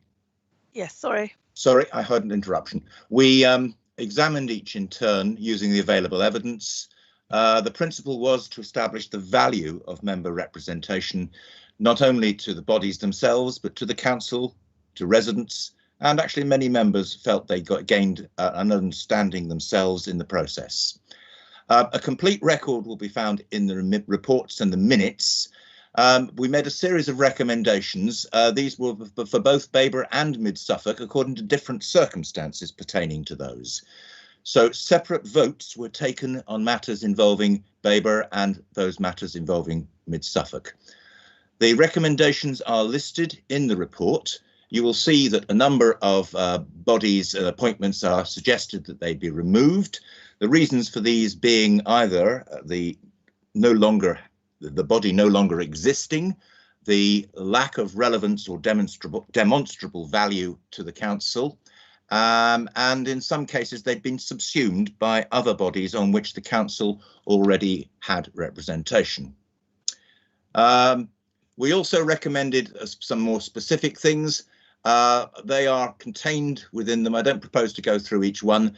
I think the principal ones I would draw out here would be the fact that we felt very strongly that support and training be established for members when appointed as representatives to these bodies. That has been lacking in the past and we believe would be very helpful to members serving in those. The subsequent meeting was held on the 14th of December and looked at the joint planning enforcement, the transformation update.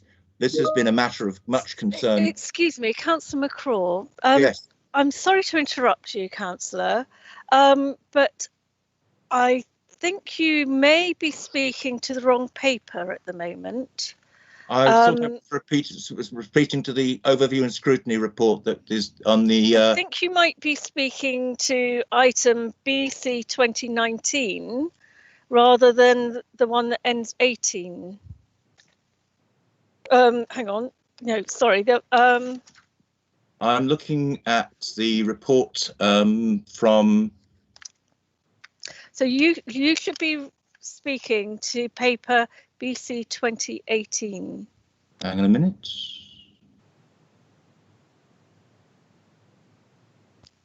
I believe the paper concerning outside bodies comes in at item 10B. I wasn't aware I had any other reports to make, Chair, than the one I'm currently delivering. You're delivering 2 papers today. At item 10B. I'm just going back in the agenda, but with multiple screens, it's proving to be a little more difficult. Yes. This is item 9. This is item 9, and you're also on at 10B. My apologies, Chair. I would ask that what I've already delivered be taken as read. Pages 27 to 30.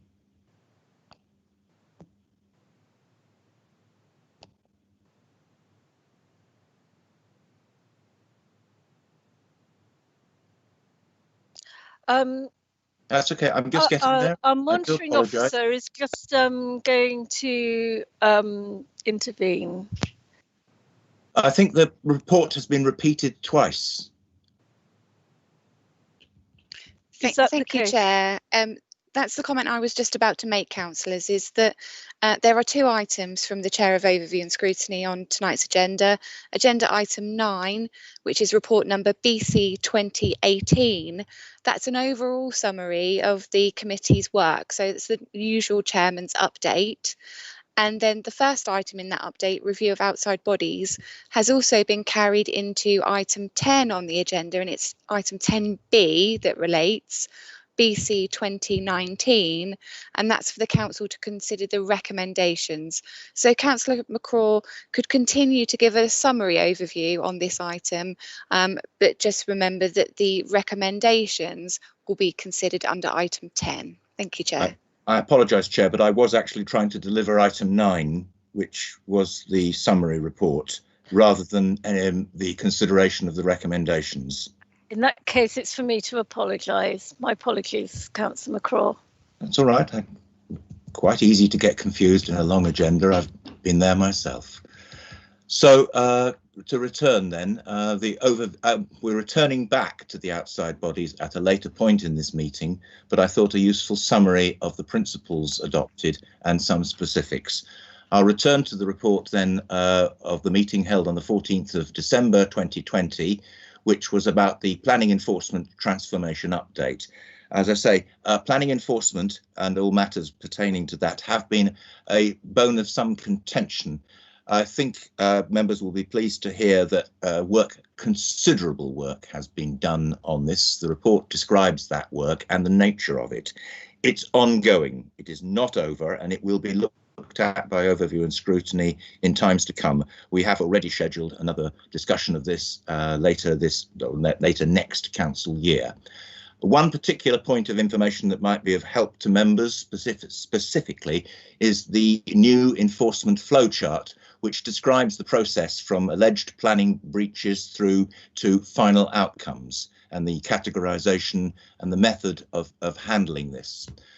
So effectively, we propose that a joint member, not EMBER, Officer Task and Finish Group be set up using the experience gained in the Joint Local Plan Member Working Group, but with possible further input in conjunction with political group leaders. As I say, this is an ongoing project and hopefully one that will be beneficial to both ourselves and to residents, so that they can have confidence in the effective working of the planning system.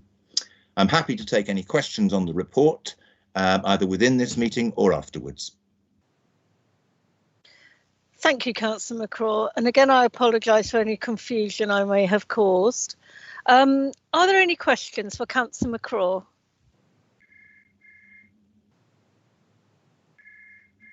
Councillor Dawson, have you got your hand up Councillor Owen, have you got your hand up for a question? No. Thank you. So I understand there are no questions, no hands up at the moment. So if there are no questions of Councillor McCraw, appears to be a microphone on somewhere. Yes, could everyone turn their microphones off, please, if they're not speaking? If there are no questions for Councillor McCraw, his paper is for noting, and so we'll then, in that case, thank you, Councillor McCraw, and we'll move on to the next item.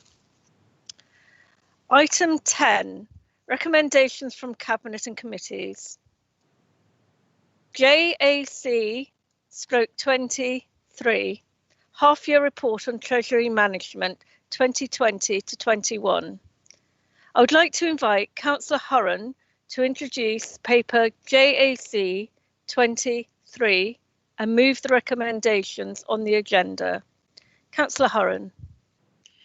Thank you very much, Madam Chairman, and for ease of identification, this is item 10A on the agenda. This is the Joint Treasury Management Report covering the position for the first 6 months of the financial year 2021.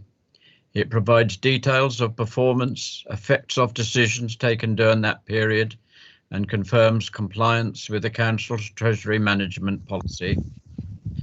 The report explains in more detail the factors affecting the strategy and activities, including the regulatory framework, economic conditions, interest rate, and liquidity risk.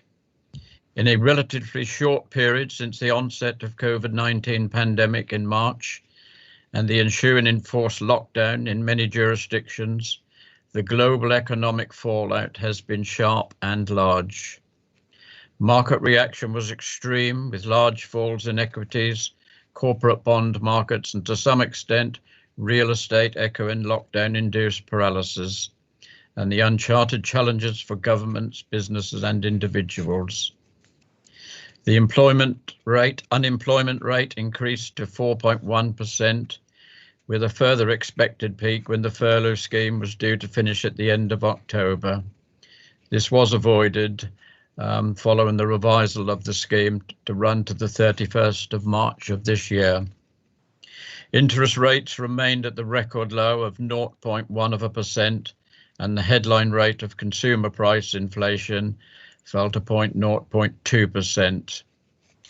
More specifically for Babergh Council, banking activities undertaken were within the daily bank account limits. Babergh has reduced overall debt by £6.5 million and made repayments on long-term Public Work Loan Board loans as well as repaying short-term local authority loans. The council has lent a further £1.6 million to SIFCO, and all investment activities undertaken were in accordance with the improved counterparty list. The council's investment activities, including average returns, can be found at Appendix C of the tabled reports. Investment by the council in the funding circle has reduced as unallocated funds have been reclaimed and existing loans repaid. During the period, this was 48,000 of the 214,000 previously invested, leaving a balance on the 30th September last year of £166,000. I'll finish by saying the council is compliant with the upper limits for interest rate exposure. The interest activity undertaken for the year was done so in priority order of security and liquidity over yield as prescribed in the Treasury Management Strategy. Now, the Joint Audit and Standards Committee will be meeting next week under my chairmanship on the 25th of January, and we'll be looking at the joint capital investment and treasury management strategies. We'll also be hoping to examining more environmental green strategies and investments in the next financial year, starting in April. Now, this paper is for noting, and I'm happy to propose it for that. Looking across my virtual chamber into my kitchen, that's all I can see, but I hope that somewhere Catherine, Melissa or Sue are at hand to answer any of your difficult questions. Thank you, Chairman, and I look for a seconder on this paper. Thank you, Councillor Hurren.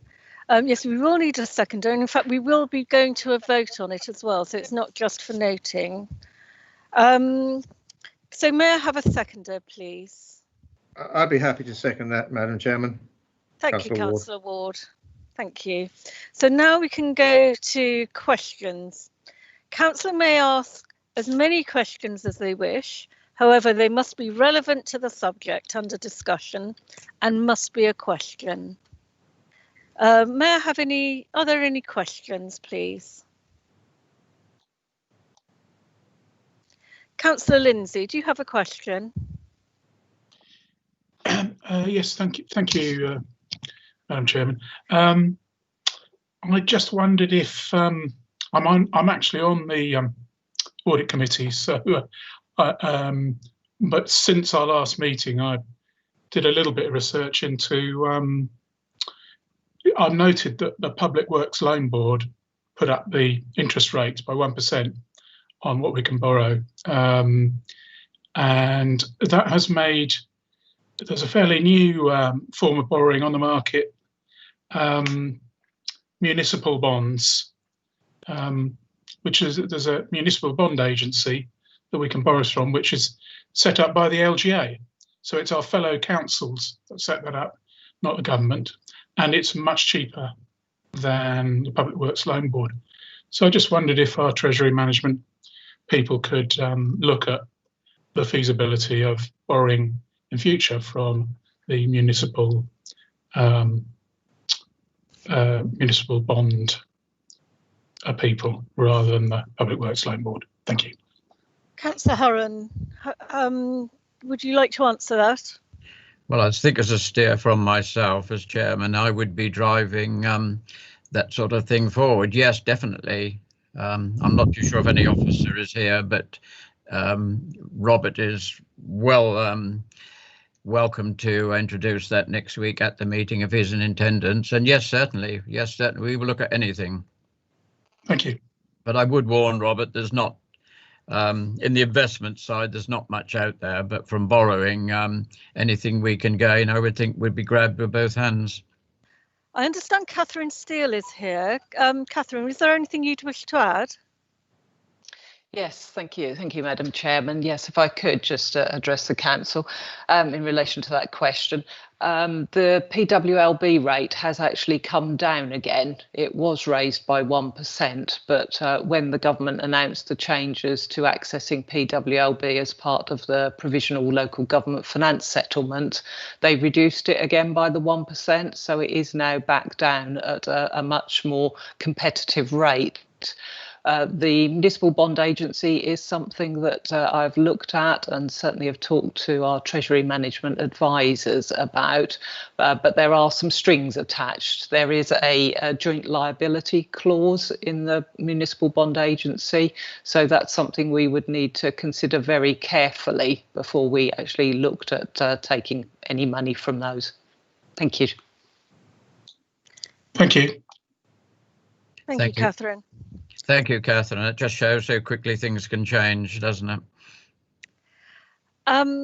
Is there anyone else that wishes to ask a question? Otherwise, we can move to debate. So any further questions? In that case, we'll now move to debate. Would anyone like to open the debate?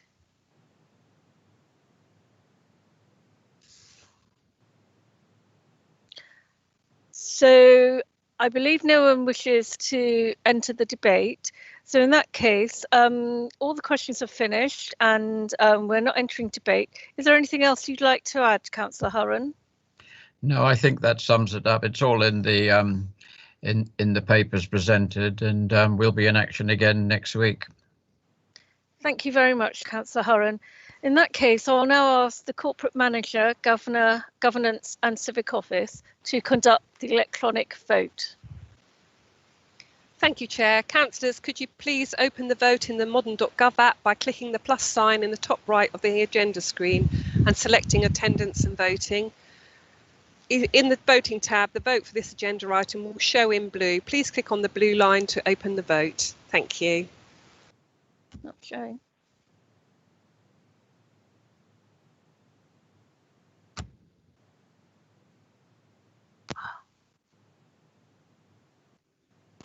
Councillors, you may need to scroll down a bit. Yeah, you may need to scroll down.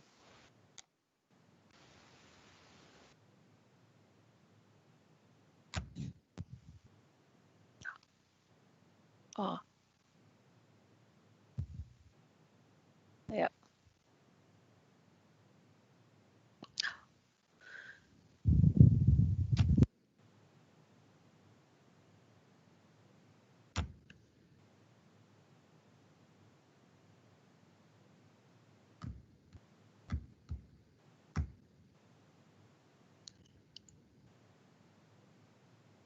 Chairman, I have to say nothing is happening on my screen. You may need to scroll down. I had to do that, and there's a thin bar on the right-hand side in which to scroll down. Yes, I'm trying that. I can't make it come up.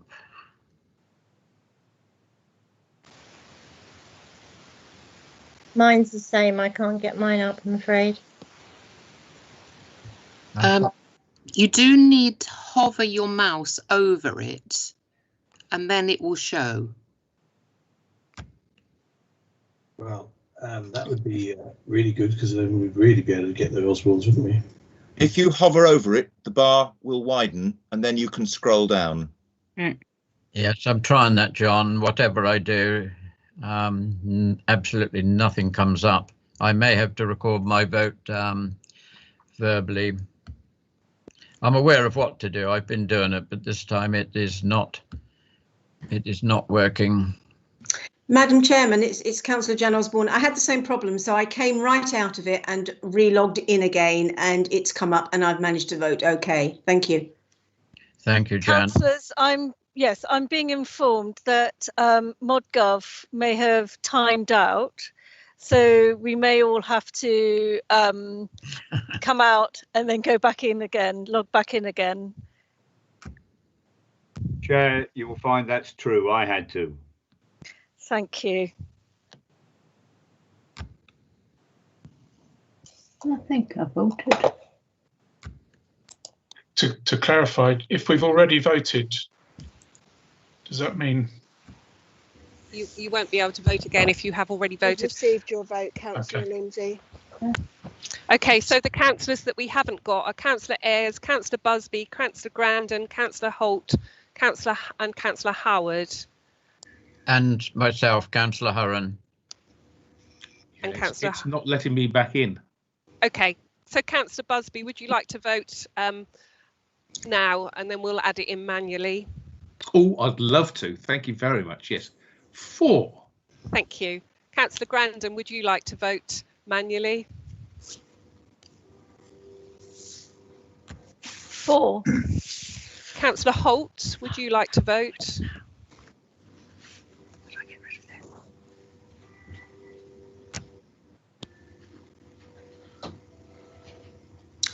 Janice, I believe Councillor Holt has had to leave the meeting. Okay, Councillor Howard. These questions and respond to the petition for up to 3. Just Councillor Hurren now then, please, if you'd like to indicate. I'm voting for, but I may also have voted remotely. No, you haven't. You haven't. We can see that, Councillor. So if you'd like to just vote for, that's. Yes, I'll vote for. Thank you, Jan. Yeah. Okay. Thank you. Resident. That is unanimous. 28 for the recommendation. The comprehensive parking strategy surely.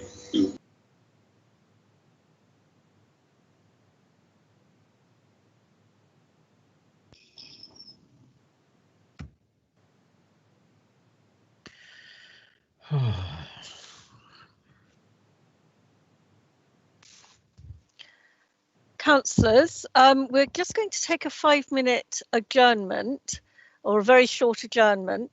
Please remain at your computers because the monitoring officer wants to say something.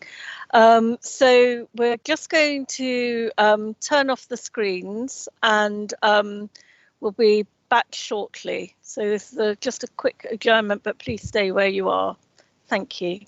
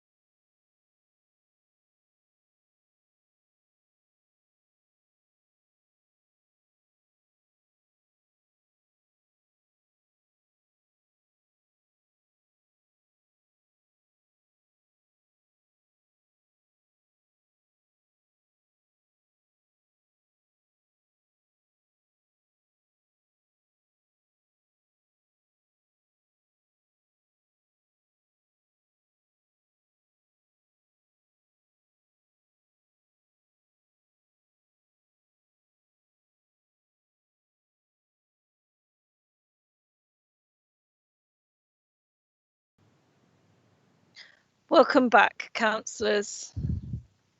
So we're now going to have the result of the vote that we just took.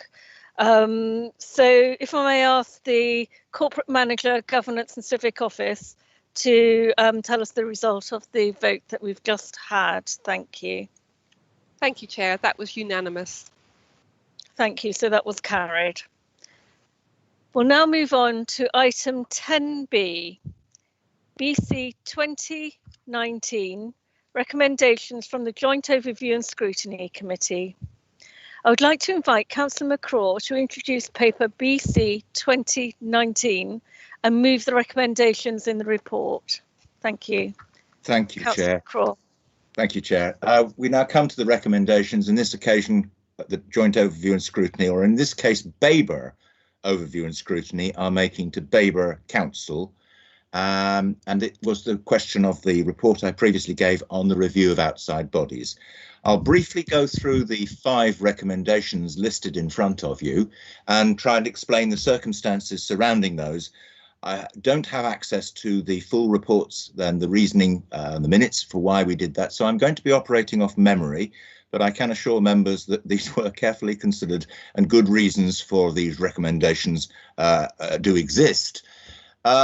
In terms of 1.1, the suggestion that the appointments be removed from the appointments the council makes at its annual meeting are for the following reasons. The Babergh Domestic Violence and Abuse Forum no longer exists or has been subsumed into a body on which the council already has representation. The East-West Rail Consortium was felt to not have direct relevance to the issues in Babergh, but was perhaps more interest to Mid-Suffolk, who also considered that. It does involve, I believe, some cost, but it meets so rarely that it's debatable whether there's any point in Babergh being involved. The Joint Waste Management Board has also been subsumed into other functions through the County Council and the council network operating across Suffolk.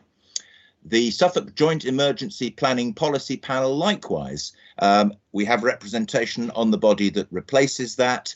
And finally, the Suffolk Rail Policy Group, to which I have been appointed for nearly 6 years, as far as I know, has never met in that entire period and appears to be completely defunct. One of the reasons might be that, in fact, its reason for existing was to deal with the outcomes from major rail incidents. And I'm very glad to say that in that 6-year period, there haven't been any. Question 2, 1.2 recommendation is based on the Haven Gateway Partnership, to which this council was previously involved, but we could find no evidence and none was presented to us, despite our asking for it, of what relevance the Haven Gateway Partnership had towards the operation of this council. I believe that's also true of Mid-Suffolk. We are, of course, recommending that the councils consider withdrawal. I would suggest that on the current basis that there is no evidence that we were presented with that would indicate we should. So I would recommend we don't. 1.3, a member representative be appointed to Home Start in line with Mid-Suffolk District Council. Yes, I believe this would be something that could be useful to residents in the council, and obviously we'd have the experience of the Mid-Suffolk members to support that. The recommendation 1.4 was something we've been trying to work for. This is a process we've been going through for the last 3 years, and we honestly believe that feedback from members to council would help council in making decisions about how these appointments are made and why they're made. So we believe that we'd like to set up a template for representatives on these bodies that we appoint to be able to report back, and that information would then be presented as part of this annual review that Overview and Scrutiny have been undertaking each year. And finally, a rather important one in our view was that 1.5, that support and training be established for members when they're appointed as these representatives on these outside bodies. In many cases, we are just thrown in there and we're not really given much indication of what even the body determines or deals with. Some of them are consultative, some of them are for information, but they all have value. And without training, it's difficult to know or guide members in how best to carry out their responsibilities.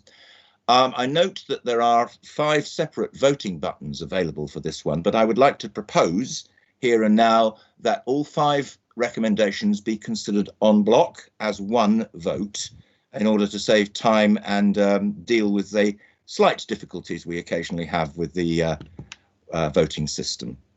So I've so proposed, and I ask for a seconder. Thank you, Councillor McCraw. Yes, we should be able to vote en bloc unless there's any reason why we have to pull one item out and vote for it separately. I'm sure that can be discussed in debate. Indeed. And may I have a seconder, please? Madam Chairman, Councillor Malvisi, I'll be very happy to second it. Thank you, Councillor Malvisi. You're welcome. We'll now move to questions. May I remind councillors they may ask as many questions as they wish. However, they must be relevant to the subject under discussion and must be a question. Have we got any questions, please?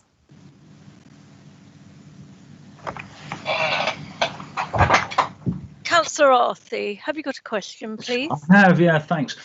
It's actually about the Joint Waste Management Board, which I'm sure I used to sit on, and I thought that also included our joint waste contract with Mid Suffolk and used to meet at the depot.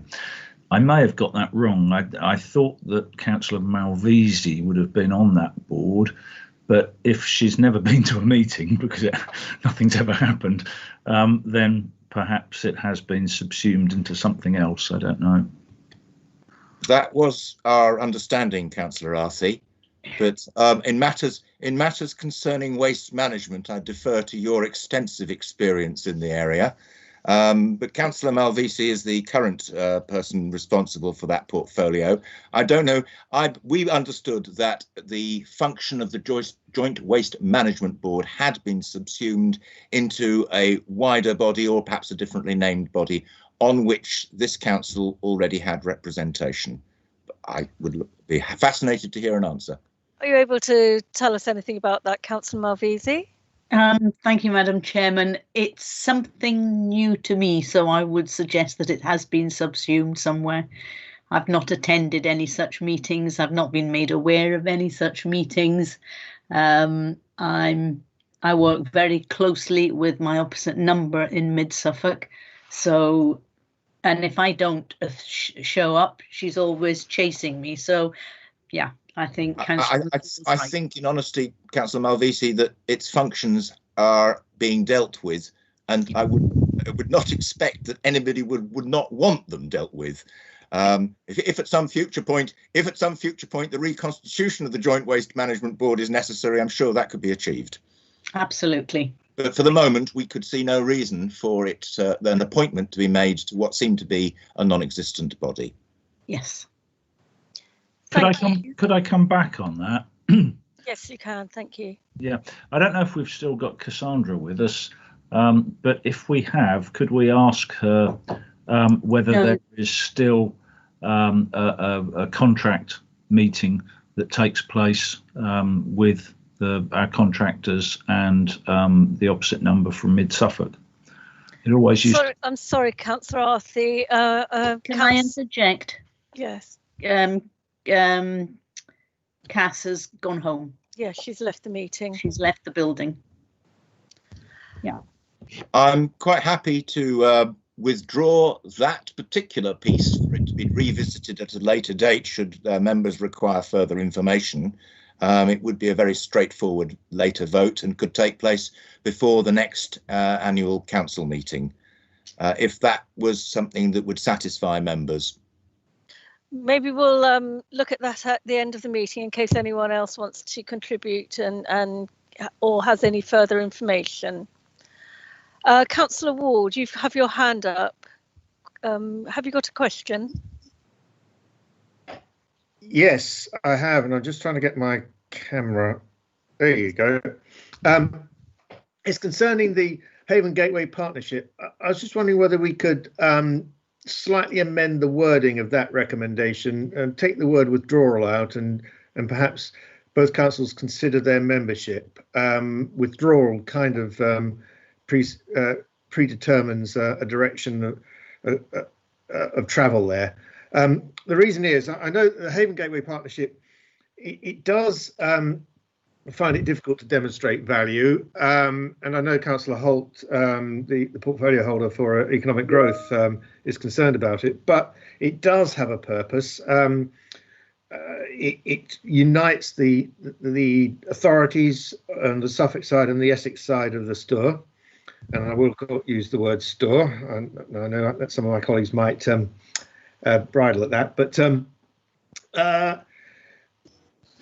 the thing is, in Suffolk, we're members of New Anglia LEP, Essex are members of South East LEP. Haven provides that bridge between the two.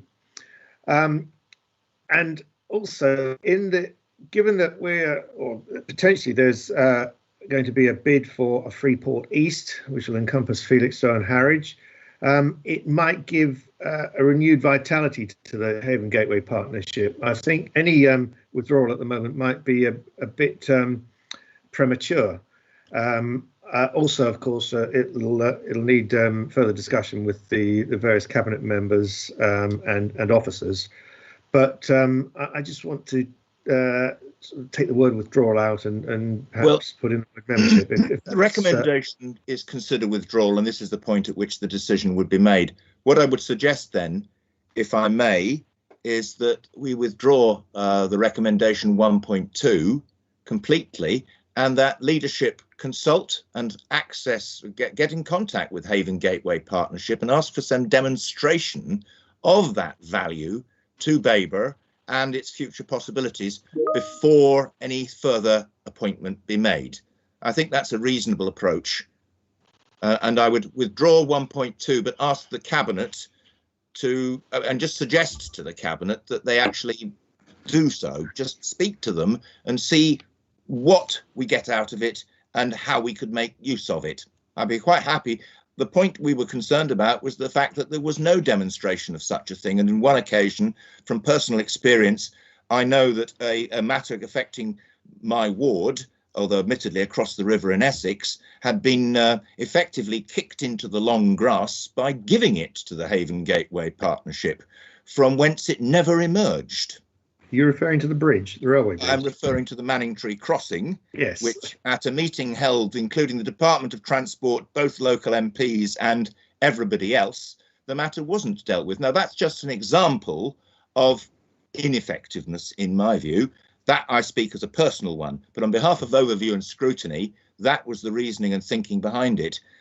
It could be revisited at a later point, but I think the point is that it should be something that is discussed with the Haven Gateway Partnership, that some demonstration of value be supplied. Yes, I'm happy to withdraw 1.2 completely. Okay. Can I just interject here? The monitoring officer would like to say a word about this. Thank you. Certainly. Thank you, Chairman.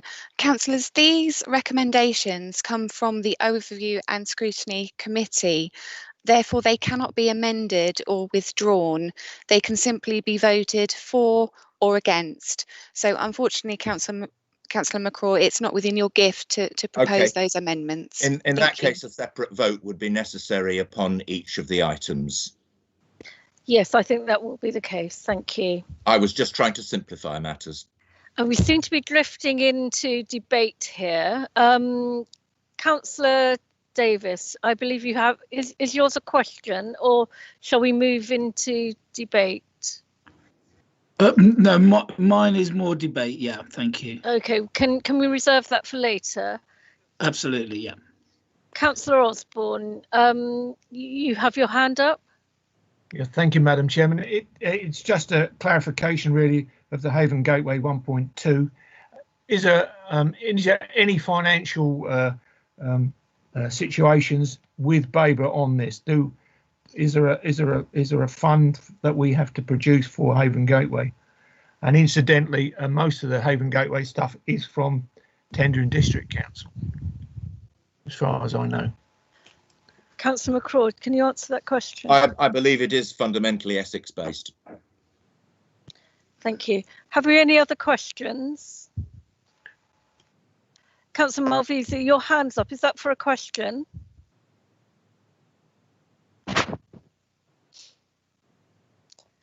Sorry, Madam Chairman, I've got the same problem as Councillor Osborne because my hand is showing down. Oh, right, okay. So if I do, is it now down? It's down, thank you. Right. Okay. Thank you. Have we any further questions? If not, Janice Robinson would like to say something to the meeting. Could you hold on a moment, please, everyone? Thank you, Chair. Can I just clarify the Joint Waste Board? This was previously a group of members and officers that met to look at waste services internally, and it hasn't been in existence for a number of years. It's not to be confused with the Suffolk Waste Partnership. Thank you, Chair. Oh, thank you. Thank you very much for that point. That's exactly it. I'm afraid that the individual details of every single one, and we looked through a lot of bodies, just didn't come to mind. Grateful for that opinion, Yeah. that information. Useful clarification. Yeah, absolutely.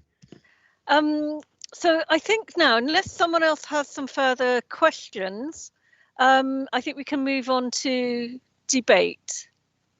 Councillor Davis, I believe you had something that you wanted to say towards the debate. Councillor Davis.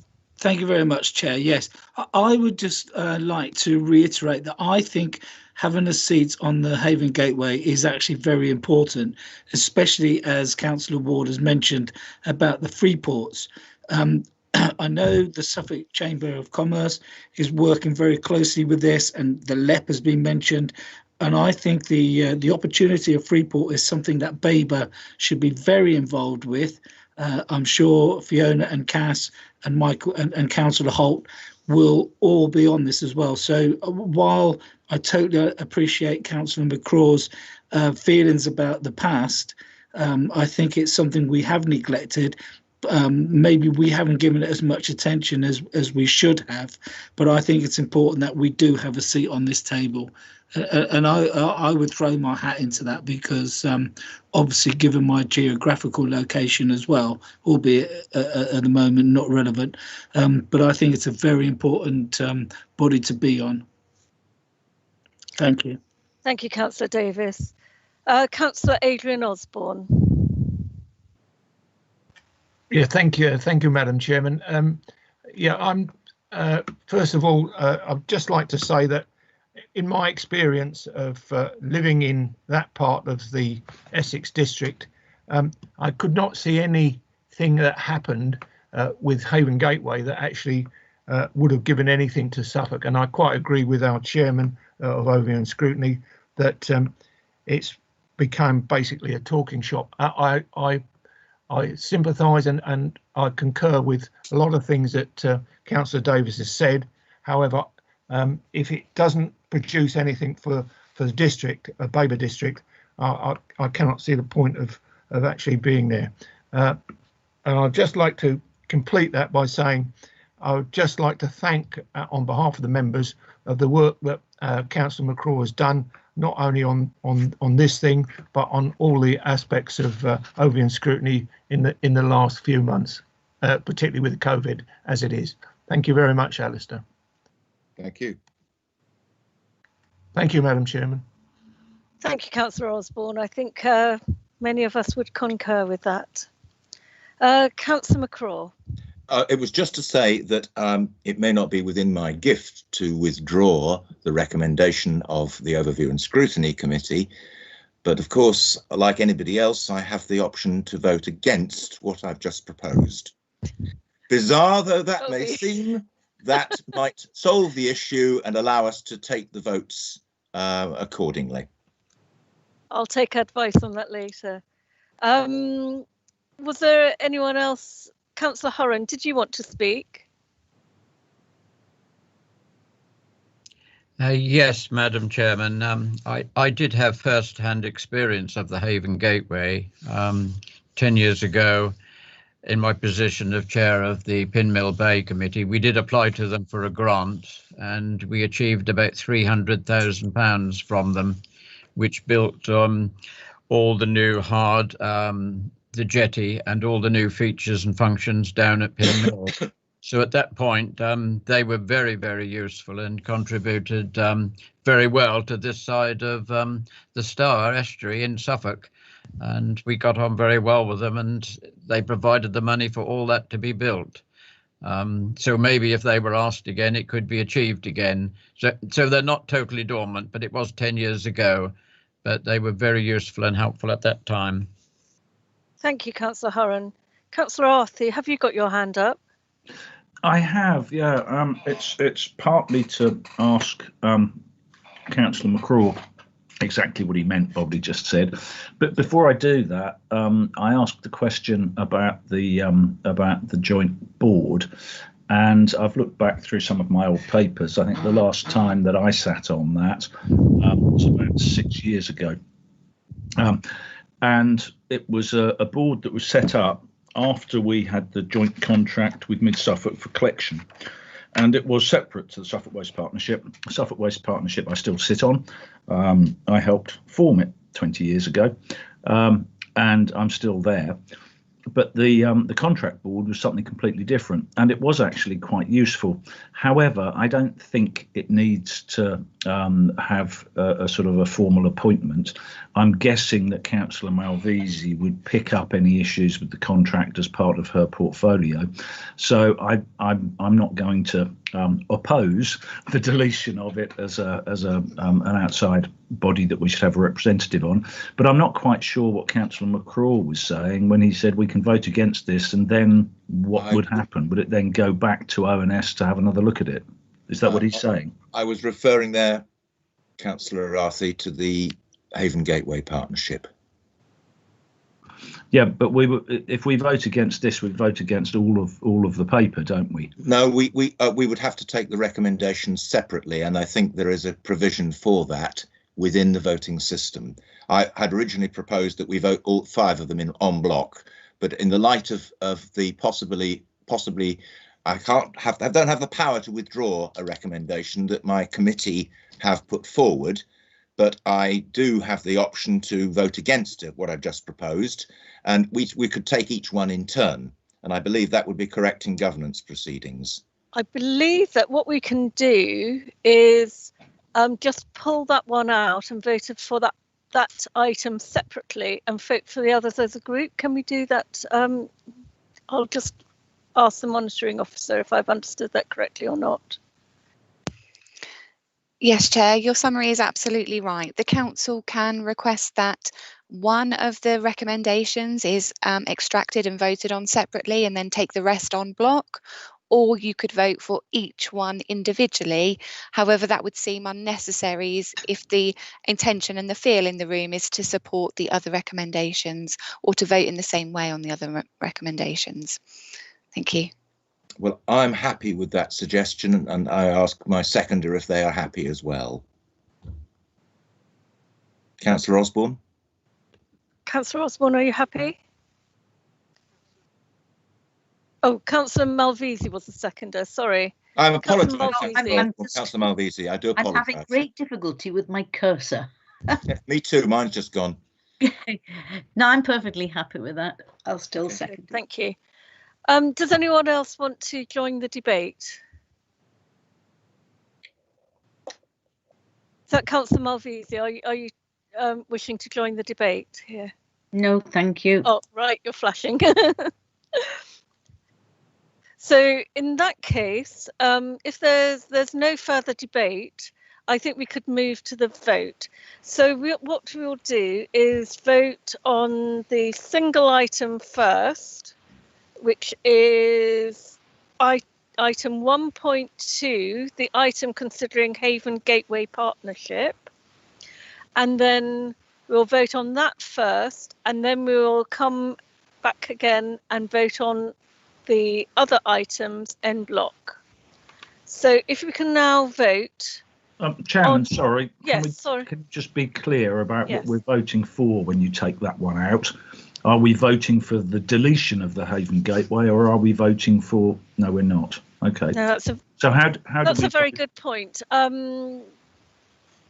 Councillor McCraw, could you explain what we finally agreed to vote on here? Or do we have to vote on the actual paper?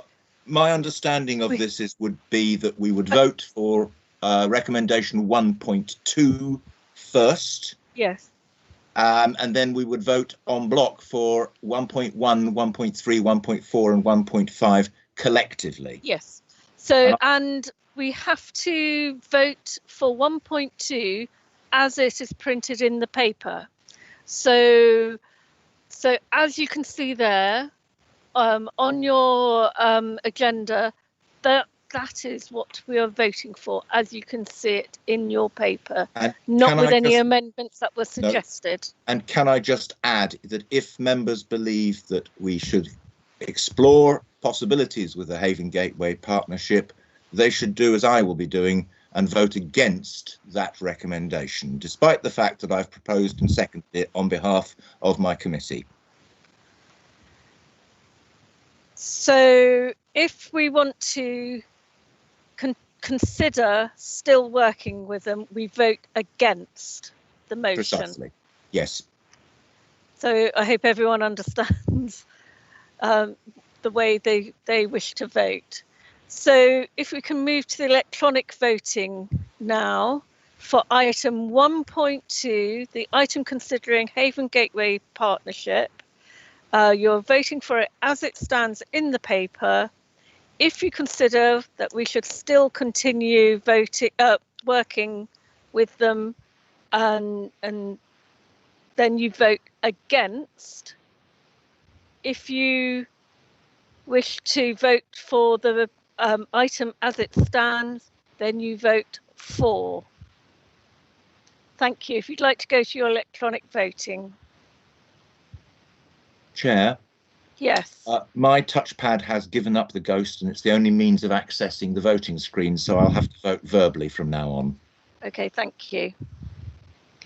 Thank you, Councillor. I'll take those votes, the manual verbal votes at the end, and we'll come back to you. So, councillors, you do need to click on the plus button and go to the modern.gov sign at the top right hand of your screen, and when it shows in blue, please click on that to open the vote just for the item 1.2. Thank you.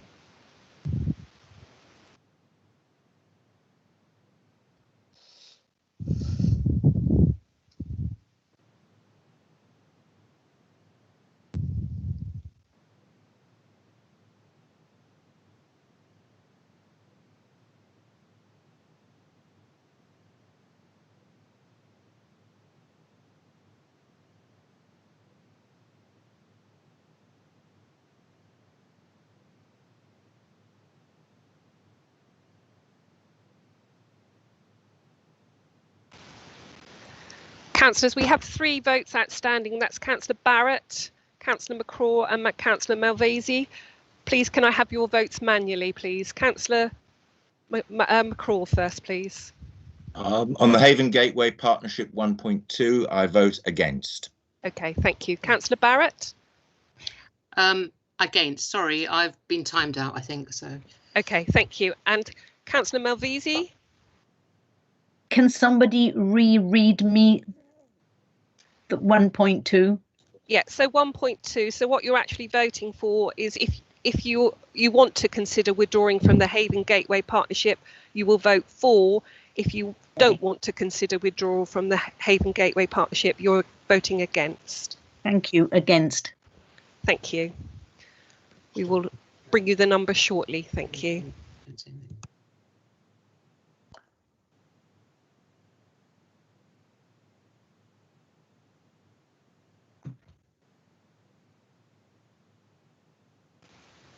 So that is 6 for, 21 against, 1 abstention. And Chair, can I also remind that we're getting very close to the guillotine. So if somebody would like to move that we extend the meeting to consider the remaining business, that would be very helpful. Thank you. I'm prepared to so propose. I'll second it, Madam Chairman. Thank you, councillors. We will need to vote on extending the meeting. Of course we will. Are we going to do that electronically? What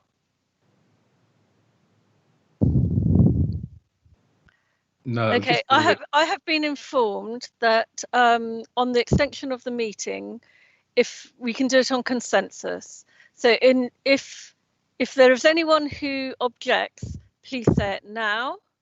Otherwise, we will continue the meeting as a matter of consensus. So I'll take that as we can continue the meeting. Thank you, everybody. Have we had the result? So Chair, that was 6-4 and 21 against and 1 abstention. We will now go on to the rest of the vote, which is the other items. So it's 1.1, 1.3, 1.4 and 1.5. So as councillors can again move to the vote using the plus button, and when it's turned blue, if they can vote on the remaining recommendations. Thank you. Can't get my cursor to go up there.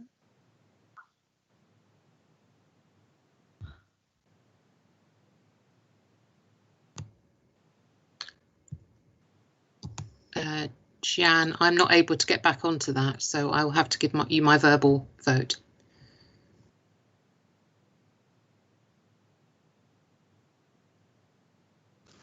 Okay, Councillor, we'll come back to you shortly once I've got the list of who's not been able to do it through the system. Thank you.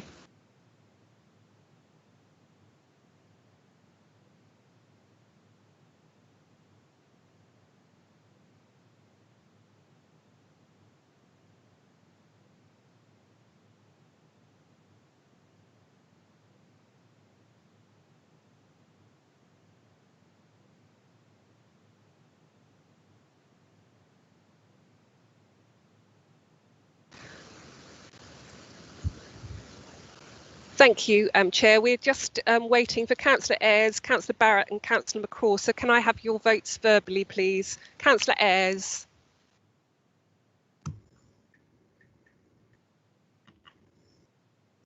Yeah, I have been trying. Yes, I'm for. Thank you. Thank you. Councillor Barrett. 4. Thank you. And Councillor McCraw. 4. Thank you.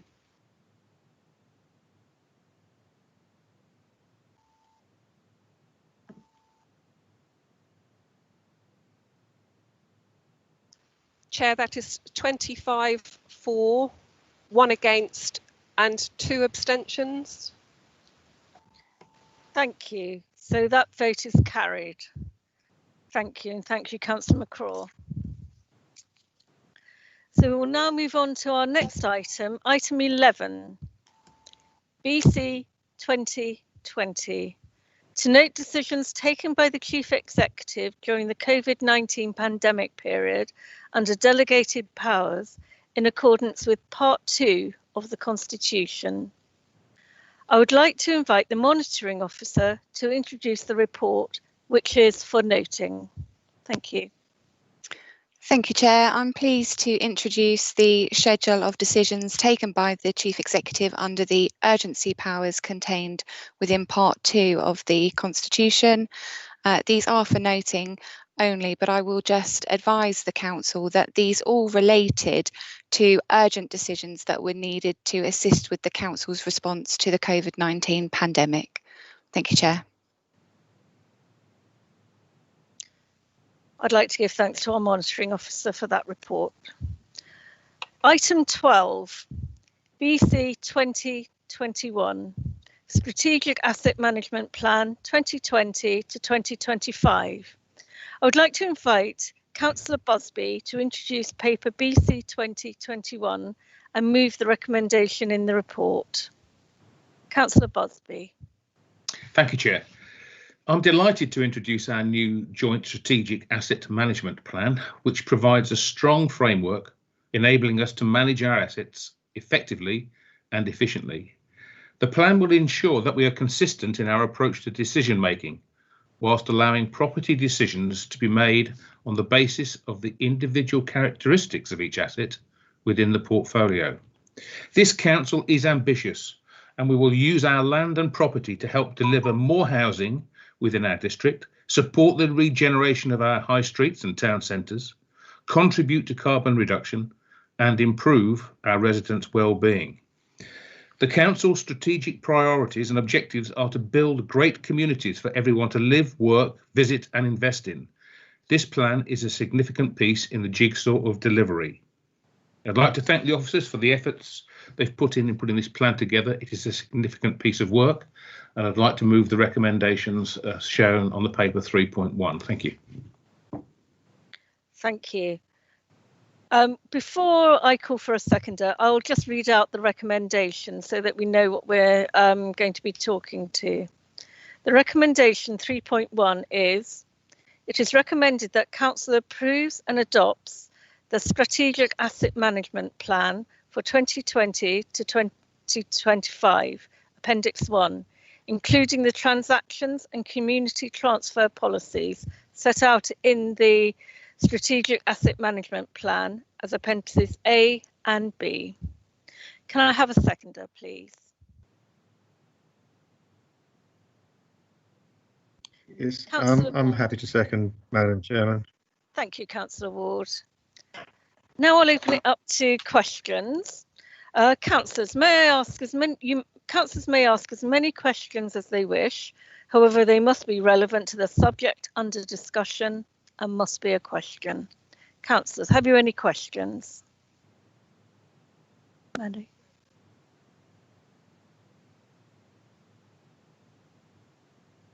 I have no hands raised for questions. We can now move on to debate in that case. Would anyone like to open up the debate? Councillor Ward.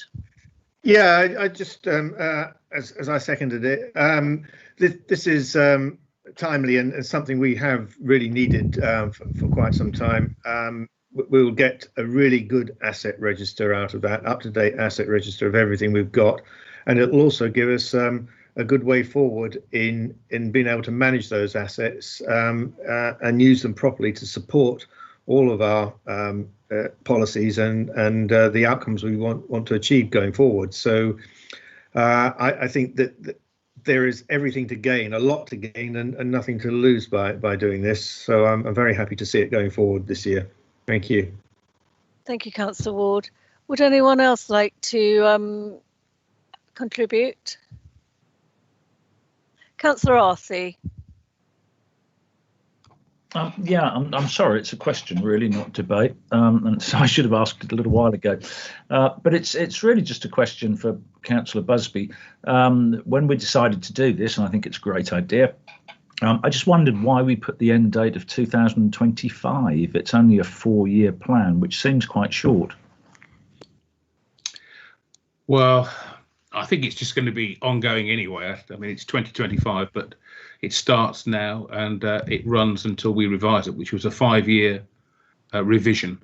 But I think there will be revisions during the 5 years. I mean, look, the plan is just the first port of call, if you like. From this, whole host of work now starts. The real work starts now, writing the plan, which was significant, but the key to delivery is actually doing what we said we were going to do in the plan. Thank you, Councillor Busby. Does that answer your question, Councillor Arthey? Yes, it does. Thanks very much. Yeah, I'm fully supportive of what we've done. I just wondered, why we hadn't looked a little bit further forward. But I accept what Councillor Busby has said, and I'm sure that having started this with our ambitious plans for the future, I'm sure it will be amended in due course. Yeah, fantastic. Okay. Thank you. Councillor Adrian Osborne. Thank you, Madam Chairman. I concur with everything that Clive has said. I believe that Dave has worked hard over all the years that I've known him on issues such as these, and I think it's in very good hands for him to deliver another design guide. Thank you, Dave. You give me far more credit than I deserve. I did not put a lot of work into this. It was the officers have been tremendous. Yeah, and I congratulate the officers as well. Thank you. Thank you, Councillor Osborne. Councillor Barrett. Thank you. It's interesting to note 800 other open public spaces. Any more information on that? Is that little patches of grass at the ends of roads, or is that? It can be, yeah. A lot of them are those small spaces which are probably not worth a great deal, but we've managed to end up owning them. That's right. So it can be anything from a triangle at the end of a road, of a piece of grass, up to something much more significant. Yeah. Okay, thank you. I just, it's good to have a plan and some structure, and it provides, I'm sure, a lot of structure to the way ahead. I do hope that now that internal process has been completed, or part of it, that we can see sort of some tangible management of spaces. For example, there's public toilets in Burkitt's Lane in Sudbury that have been closed for, I think, over 20 years, as far as I'm aware. So it would be really good if now that work shifted to delivering some benefits and some sort of disposals or renovations. Is that what the plan is? Well, I can't promise it on those. So I'm quite happy to turn up with my marigolds and domestos to see what we can do about it. But yeah, as I said, the plan is just the first step in the process. There's a hell of a lot of work that's got to go on from now. But recognising what your assets are and what we want to get from them is an important step. Thank you. Thank you, Councillor McCraw. Thank you, Chair. On the subject that Councillor Barrett just raised about those small patches of land, I know from my own experience in my ward that many of them will be public open space land constrained by the planning agreements that have been entered into and in fact are fully covenanted. So they're not necessarily disposable in any way, but it's important to have such an asset register, and in fact having an idea of what you've got is essential. I commend the report and also the expertise the council have gained in recent years in actually handling, the last 2 years particularly, in actually handling our assets and property management. I think that's been an incredible achievement of this administration from my personal observation. Yeah, we couldn't have done this report 2 years ago. Precisely. Thank you, Councillor. If there's no one, is there anyone else who would wish to join the debate? If there's no one else who'd like to contribute to this debate, we'll then move to the vote. I read out the recommendation earlier, and so we will now move to electronic voting. I'll ask the Corporate Manager, Governance and Civic Office to conduct the electronic vote. Thank you. Thank you, Chair. Councillors, can you please open the vote in the app by clicking the plus sign in the top right hand of the screen and clicking attendance and voting, and then when it shows blue, can you click on the blue line to open that vote? Thank you.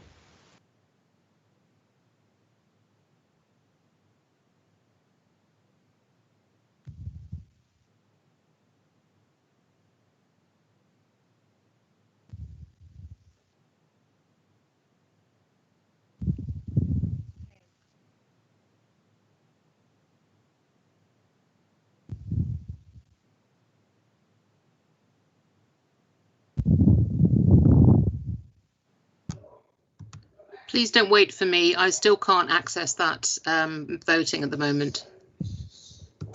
Okay, Councillor, we'll take your vote verbally. Thank you.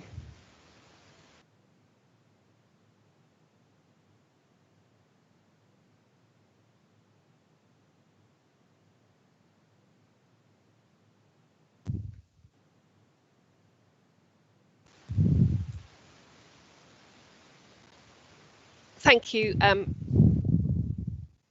Thank you, Chair. We have Councillor Dawson and Councillor McCraw and Councillor Barrett outstanding. So if I could ask for those to vote verbally, that would that would be great. Councillor Dawson. Okay, we seem to have lost Councillor Dawson, so we'll go on to Councillor Barrett. Yes, I vote for the report. Thank you. Councillor McCraw. Very grateful for the existence of touch screens 4. Thank you.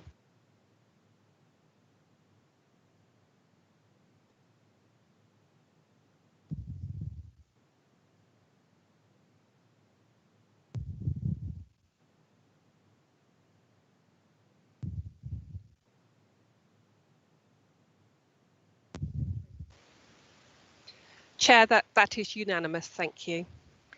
So that vote is carried. Thank you.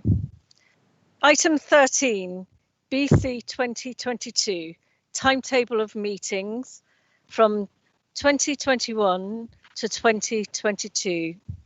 I would like to invite Councillor Ward to introduce paper BC 2022 and move the recommendation in the report. Councillor Ward.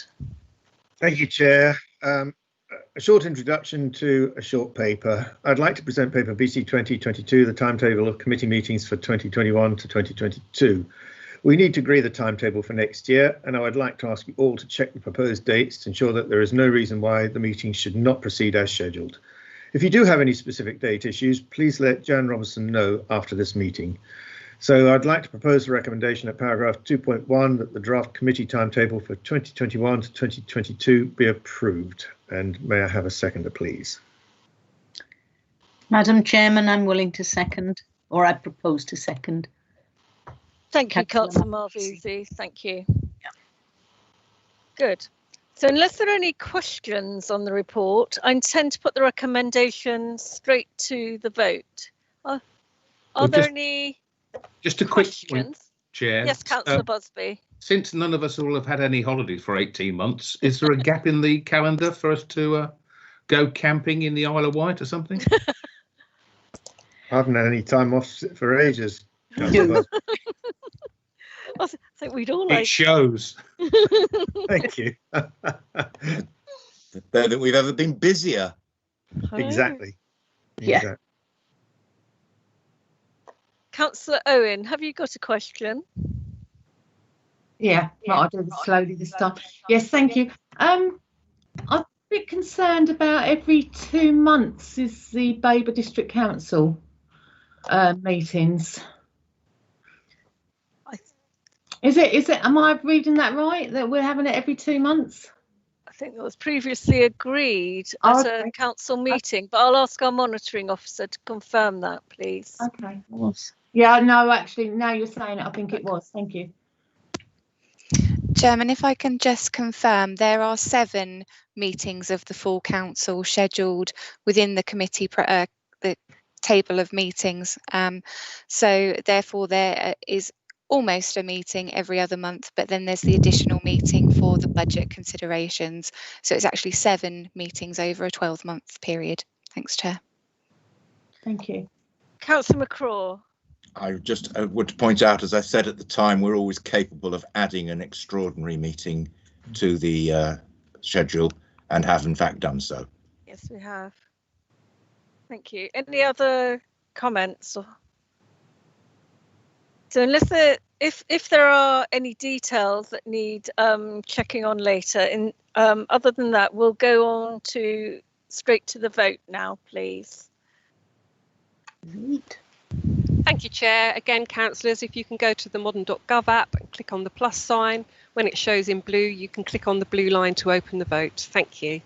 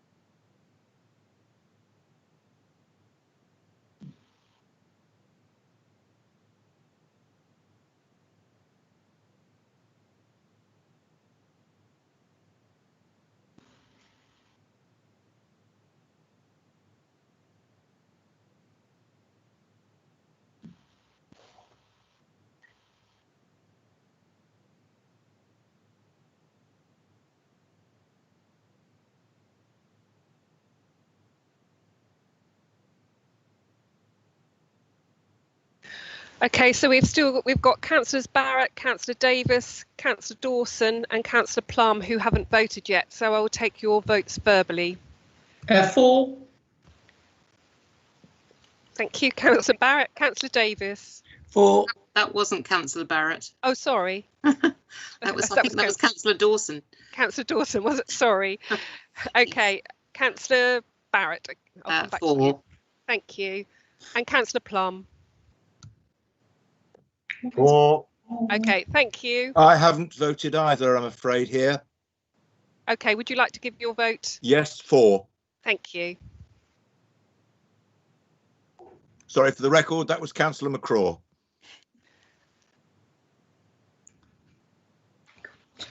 Chair, that was unanimous. Thank you. Thank you. So that was carried. Thank you. Item 14, motion on notice. Item 14A, motion received from Councillor Ward. Councillor Ward, would you like to move the motion? Thank you, Chair. I won't read the motion out. You've got it there in your agenda pack, but I'll just provide a bit of an introduction. Babergh has a long and proud association with the Jewish community and was a refuge for children fleeing persecution from Nazi Germany through the kinder transport. And these children came to live with foster families in the district. Sadly, many of the 10,000 children who arrived in the UK were never reunited with their birth parents who died during the Holocaust. A painful reminder of why tackling hate crime is so important and the potential consequences that can arise when it is allowed to go unchecked. On Wednesday, 27th of January, the UK will mark Holocaust Memorial Day, when we will remember the millions of people murdered during the Holocaust and in the genocides that followed in Cambodia, Rwanda, Bosnia, Kurdistan, Darfur, and also those that preceded the Holocaust in the 20th century and earlier. Therefore, it gives me great pleasure to propose that we strengthen our commitment to tackling hate crime towards Jews by adopting the International Holocaust Remembrance Alliance definition of anti-Semitism. This definition, which was adopted by the UK government in 2016, outlaws all forms of hatred towards Jewish people, including rhetorical and physical manifestations of anti-Semitism. By adopting this standard, we will be sending a clear message that the Council is committed to identifying and stamping out anti-Semitic abuse, as well as supporting our equality objectives and providing residents and visitors with reassurance of that commitment. Now, as I said, it was adopted by the UK government, and a number of councils up and down the country are also have also adopted it or are also in the process of adopting it. So I do urge all councillors to support this motion and send a clear message to those who seek to sow seeds of hatred. Thank you, Chair. Thank you, Councillor Ward. Could I have a seconder, please? Councillor John Osborne. Yeah, thank you, Madam Chairman. Yeah, this is completely unacceptable in our society and our communities now and in the future. And I am very happy to second Councillor Ward's motion. Thank you, Madam Chairman. Thank you very much. We will now move to debate. Councillors will only be allowed to speak once for 3 minutes and will be timed. Can I open it to debate? Would anyone like to start, please? Councillor Owen, your hand has been raised for a long time. Are you wishing to join this debate? Yeah. Councillor Barrett. Thank you. I'd just like to say, yes, I support this. I welcome the inclusion of the examples, the types of behaviour, because I think that's really useful to really demonstrate what is unacceptable to anyone who may not understand the plight faced by people who are being racially abused. But what is blood libel? I'm not familiar with that one, but anyway, I support it. Thank you, Councillor Barrett. Anyone else would like to speak?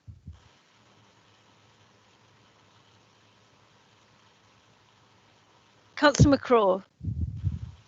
I think many people would regard this as a matter that should have been established and as a matter of fact for all of us for a very long period of time, and yet you still come across, I do in my own life, examples of closet prejudice, those little hidden telling comments You can only support this. We're coming up to a memorial for the Holocaust in the next week or so. The day, as I think about within the next 2 weeks, certainly this month. So yes, I don't think anybody could argue against this. Thank you, Councillor McCraw. I have no more contributions. Oh, Councillor Carpendale. Thank you, Chair. I mean, obviously, I don't see how anyone could not support this. It's astonishing, really, and appalling that we even have to go to these lengths to make such statements. But I would also like to endorse the comment that Councillor Ward made about the genocides that are going on. It's not just the Holocaust. Many years ago, when this was first introduced, and we got consulted as councillors about adopting National Holocaust Day, I was slightly disappointed that we didn't embrace all genocides as part of this movement. So I hope members will remember that it's not just the outrageous prejudice and hate crime against Jewish people, but against all ethnic cleansing, to use that dreadful phrase, and that we take a stand against racism in every form and all its forms. Thank you. Thank you, Councillor Carpendale. Did anyone else wish to say anything? In that case, Councillor Ward, is there any? Oh, sorry, we now have Councillor Malvesi. Councillor Malvesi, did you want to say something? I did. I do support this motion, very much so. I have a mother sitting not far from me who was subjected to ethnic cleansing, and my grandparents suffered at the hands of first the partisans, then the communists during World War II. I know the pain, the anguish that they went through, and my mother still goes through it. So it's not to be written off, it's not to be forgotten. And I think it's brilliant that we're actually remembering it and commemorating it. All of it. Thank you. Thank you, Councillor Malvesi. Unless anyone else would like to contribute, I will now ask Councillor Ward. Oh, sorry, Councillor Ayres. Thank you, Chair. I totally support this. If anyone has the time, there's a wonderful book called The Choice by Edith Eger, who's actually in a concentration camp, and that really does bring it home. So if anyone's got time to read, it's called The Choice. Thank you. Thank you. So, Councillor Ward, is there anything else you'd wish to add? No, just to thank my fellow councillors for their very thoughtful contributions. It's clear that this is something that we all can support, and it will mean a huge amount. And I'm gratified that that there has been a reasonable, a very good, in fact, debate actually, albeit a short one, but some excellent contributions. Yes, I believe we all stand behind this. So thank you. In that case, we'll go to a vote. I would now like to ask the Corporate Manager, Governance and Civic Office to conduct the electronic vote. Thank you, Chair. Councillors, again, if you could go to the plus sign in the top right hand of the screen and wait, select attendance and voting, and then wait until that goes blue and then to open your vote. Thank you.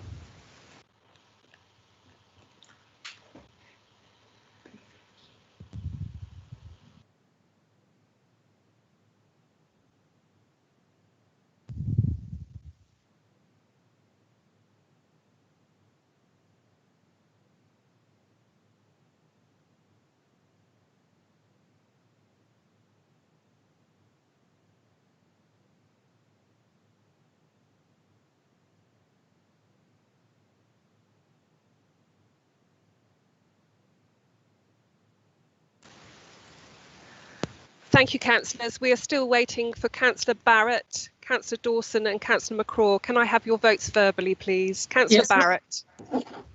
4. Councillor Dawson. 4. It's not coming up mine again. Okay, thank you. And Councillor McCraw. 4. Thank you. Chair, that is unanimous. Thank you.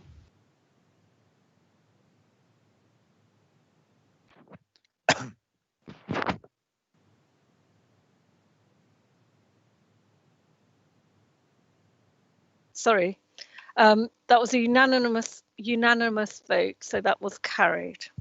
Thank you. Item 15, councillor appointments. Are there any changes to placings? So there are no changes. So we have now reached the end of the meeting. It's been a very interesting and long but fruitful meeting. Thank you all for all your contributions, which have been very lively. I think we've all enjoyed the debate. Thank you all for attending. Our next meeting is Tuesday, the 23rd of February, 2021 at 5:30. And I look forward to seeing you all then. Thank you very much and have a good evening. Thank you all for attending and for your contributions to the debate. Thank you.